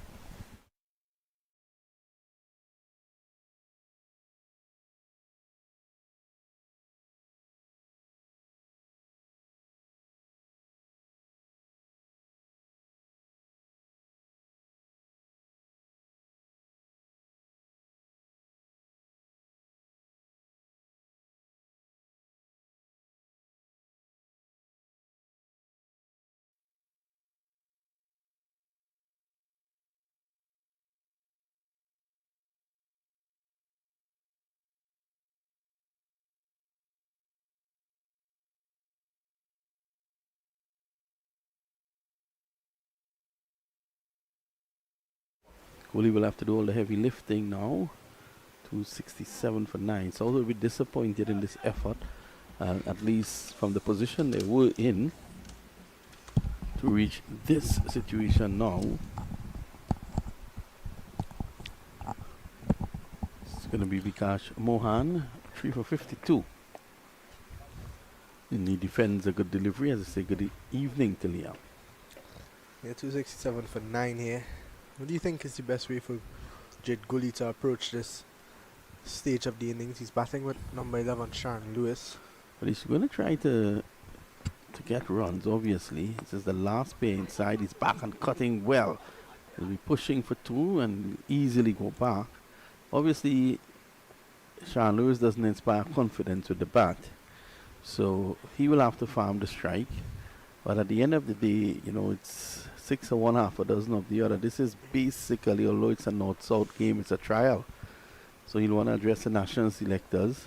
So you don't want to give your hand away, but yet you want to benefit from the last wicket.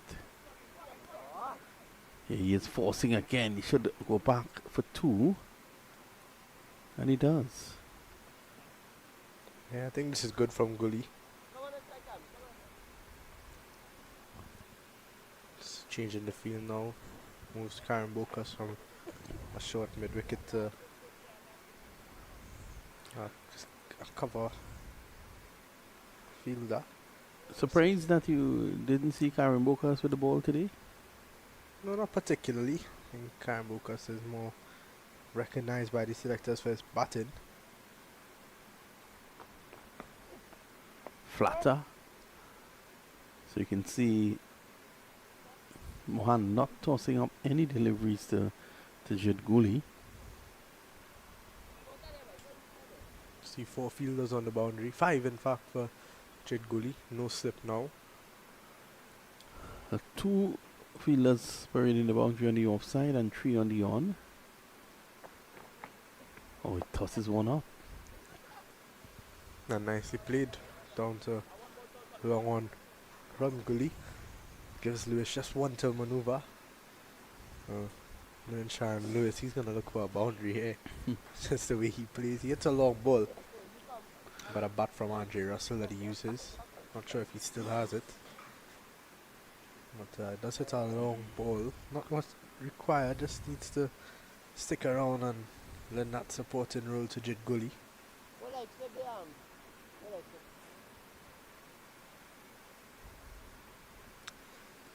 2 slips, a short leg.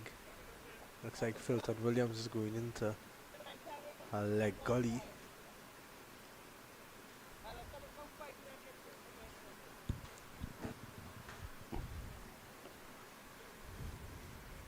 Joshua James comes in very short.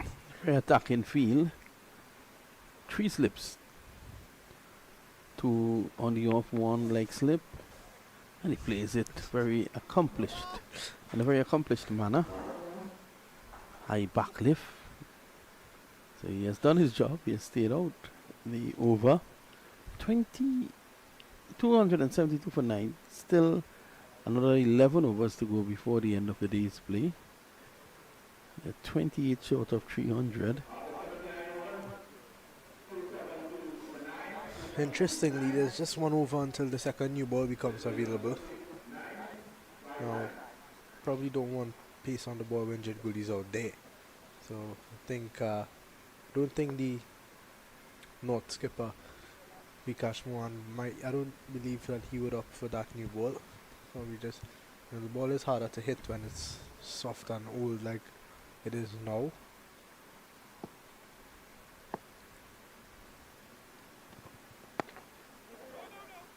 Good delivery. So he's respecting the good deliveries. Got 5 runs in the last over.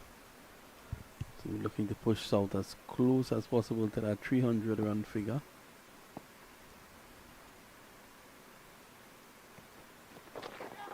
Oh, he'll be angry that he missed out there.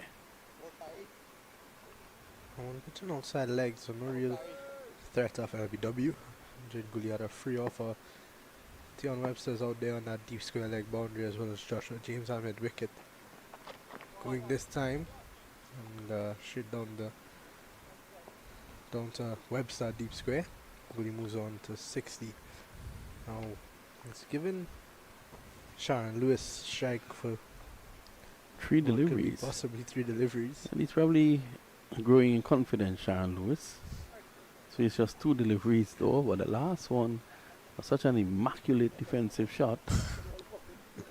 Harry Perry with a fantastic opportunity to end with 4. So there's a regulation slip, leg slip, forward short. And this is played away beautifully down to Rambaran.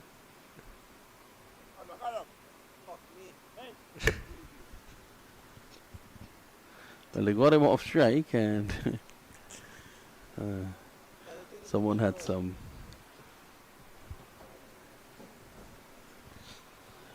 colorful, very colorful description of that shot. Andrew Rambaran just falling asleep a bit there. You want to keep that number 11 on strike for as long as possible. Jidguli's going to look for a single here. Can't get it. A ball from Carrie Bay. Now. Cut one now. So Amir Django saying to cut 1.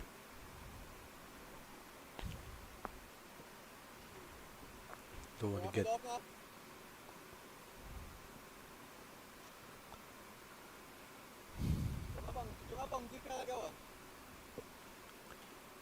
So they've called the field in. Pay might well toss it up. Let's see if he goes for the big shot.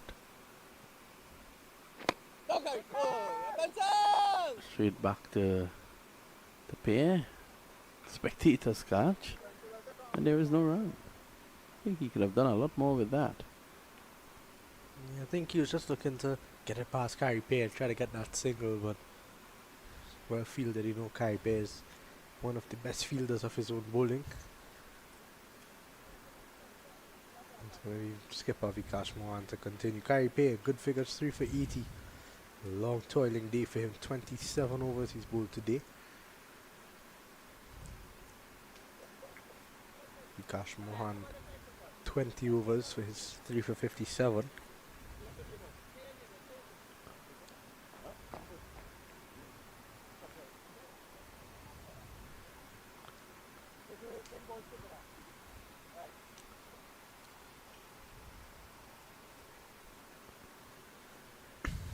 Into Lewis.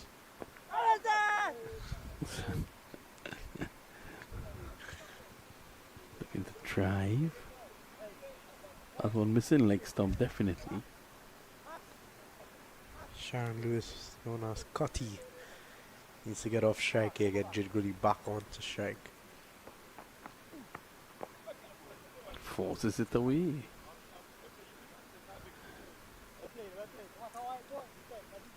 Cooley is telling him well played.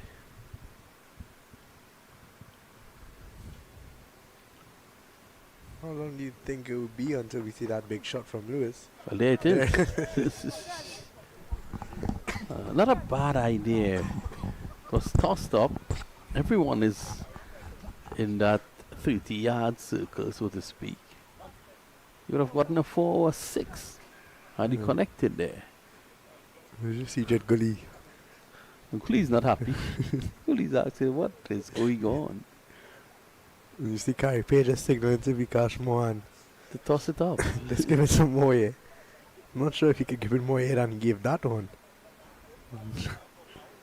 Sharon Lewis, it's just a matter of time before he plays his shot. And there comes the air. Oh, well played. Gorgeous, straightforward, defensive shot. Now we see Narad Kal kissing that he's walking out on the boundary. What is the message? The message is to tell Sharon Lewis don't do what he's been doing. Coach Stephen Ramke soon would send that message. Delivery pitch outside the leg. Umpire Laborde signals that. Commands a lot of respect out there, umpire Candice Laborde. Just one ball to go now. Needs to negotiate this one. Straight into the hands of Karim Bokas, and that's the end of that. So that's the end of the innings. Cooley, 60 not out. Sharon Lewis won. The last wicket falling to Karim Bokas. He was on his knees there for a short leg, as you can see. And Karim Bokas taking this catch to drive the final nail in the southern coffin, as they're all out. And 274, Kamil Puran, 780 to see for Scooper, a wonderful knock. Also a wonderful knock of 91 from Jason Mohammed. And I think that has brought us to the end of the day's play, has it? Yep, that brought us to the end of the day's play. Umpires are still out there. And at the end of the day's play, South batting first, 274 on a slow track. That may well keep lower as the match progresses. Probably not a bad effort, but at the end of the day, they would have wanted a lot more, given the foundation that was provided by Mohammed and Cooper. Yeah, that's a pretty evenly matched day, 274. I think South would be happy with that. They would have felt like they could have gotten a bit more, maybe get to that 300.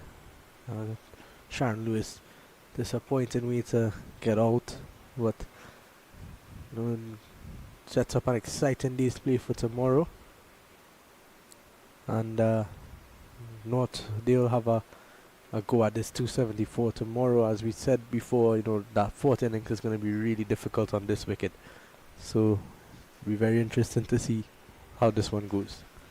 So that's it from us here at the National Cricket Centre. Remember, just to recap today's play, South winning the toss and they decided to bat first. 274 allowed, 91 to Jason Mohammed, 80 to Cephas Cooper, and 60 not out to Jid Gooley.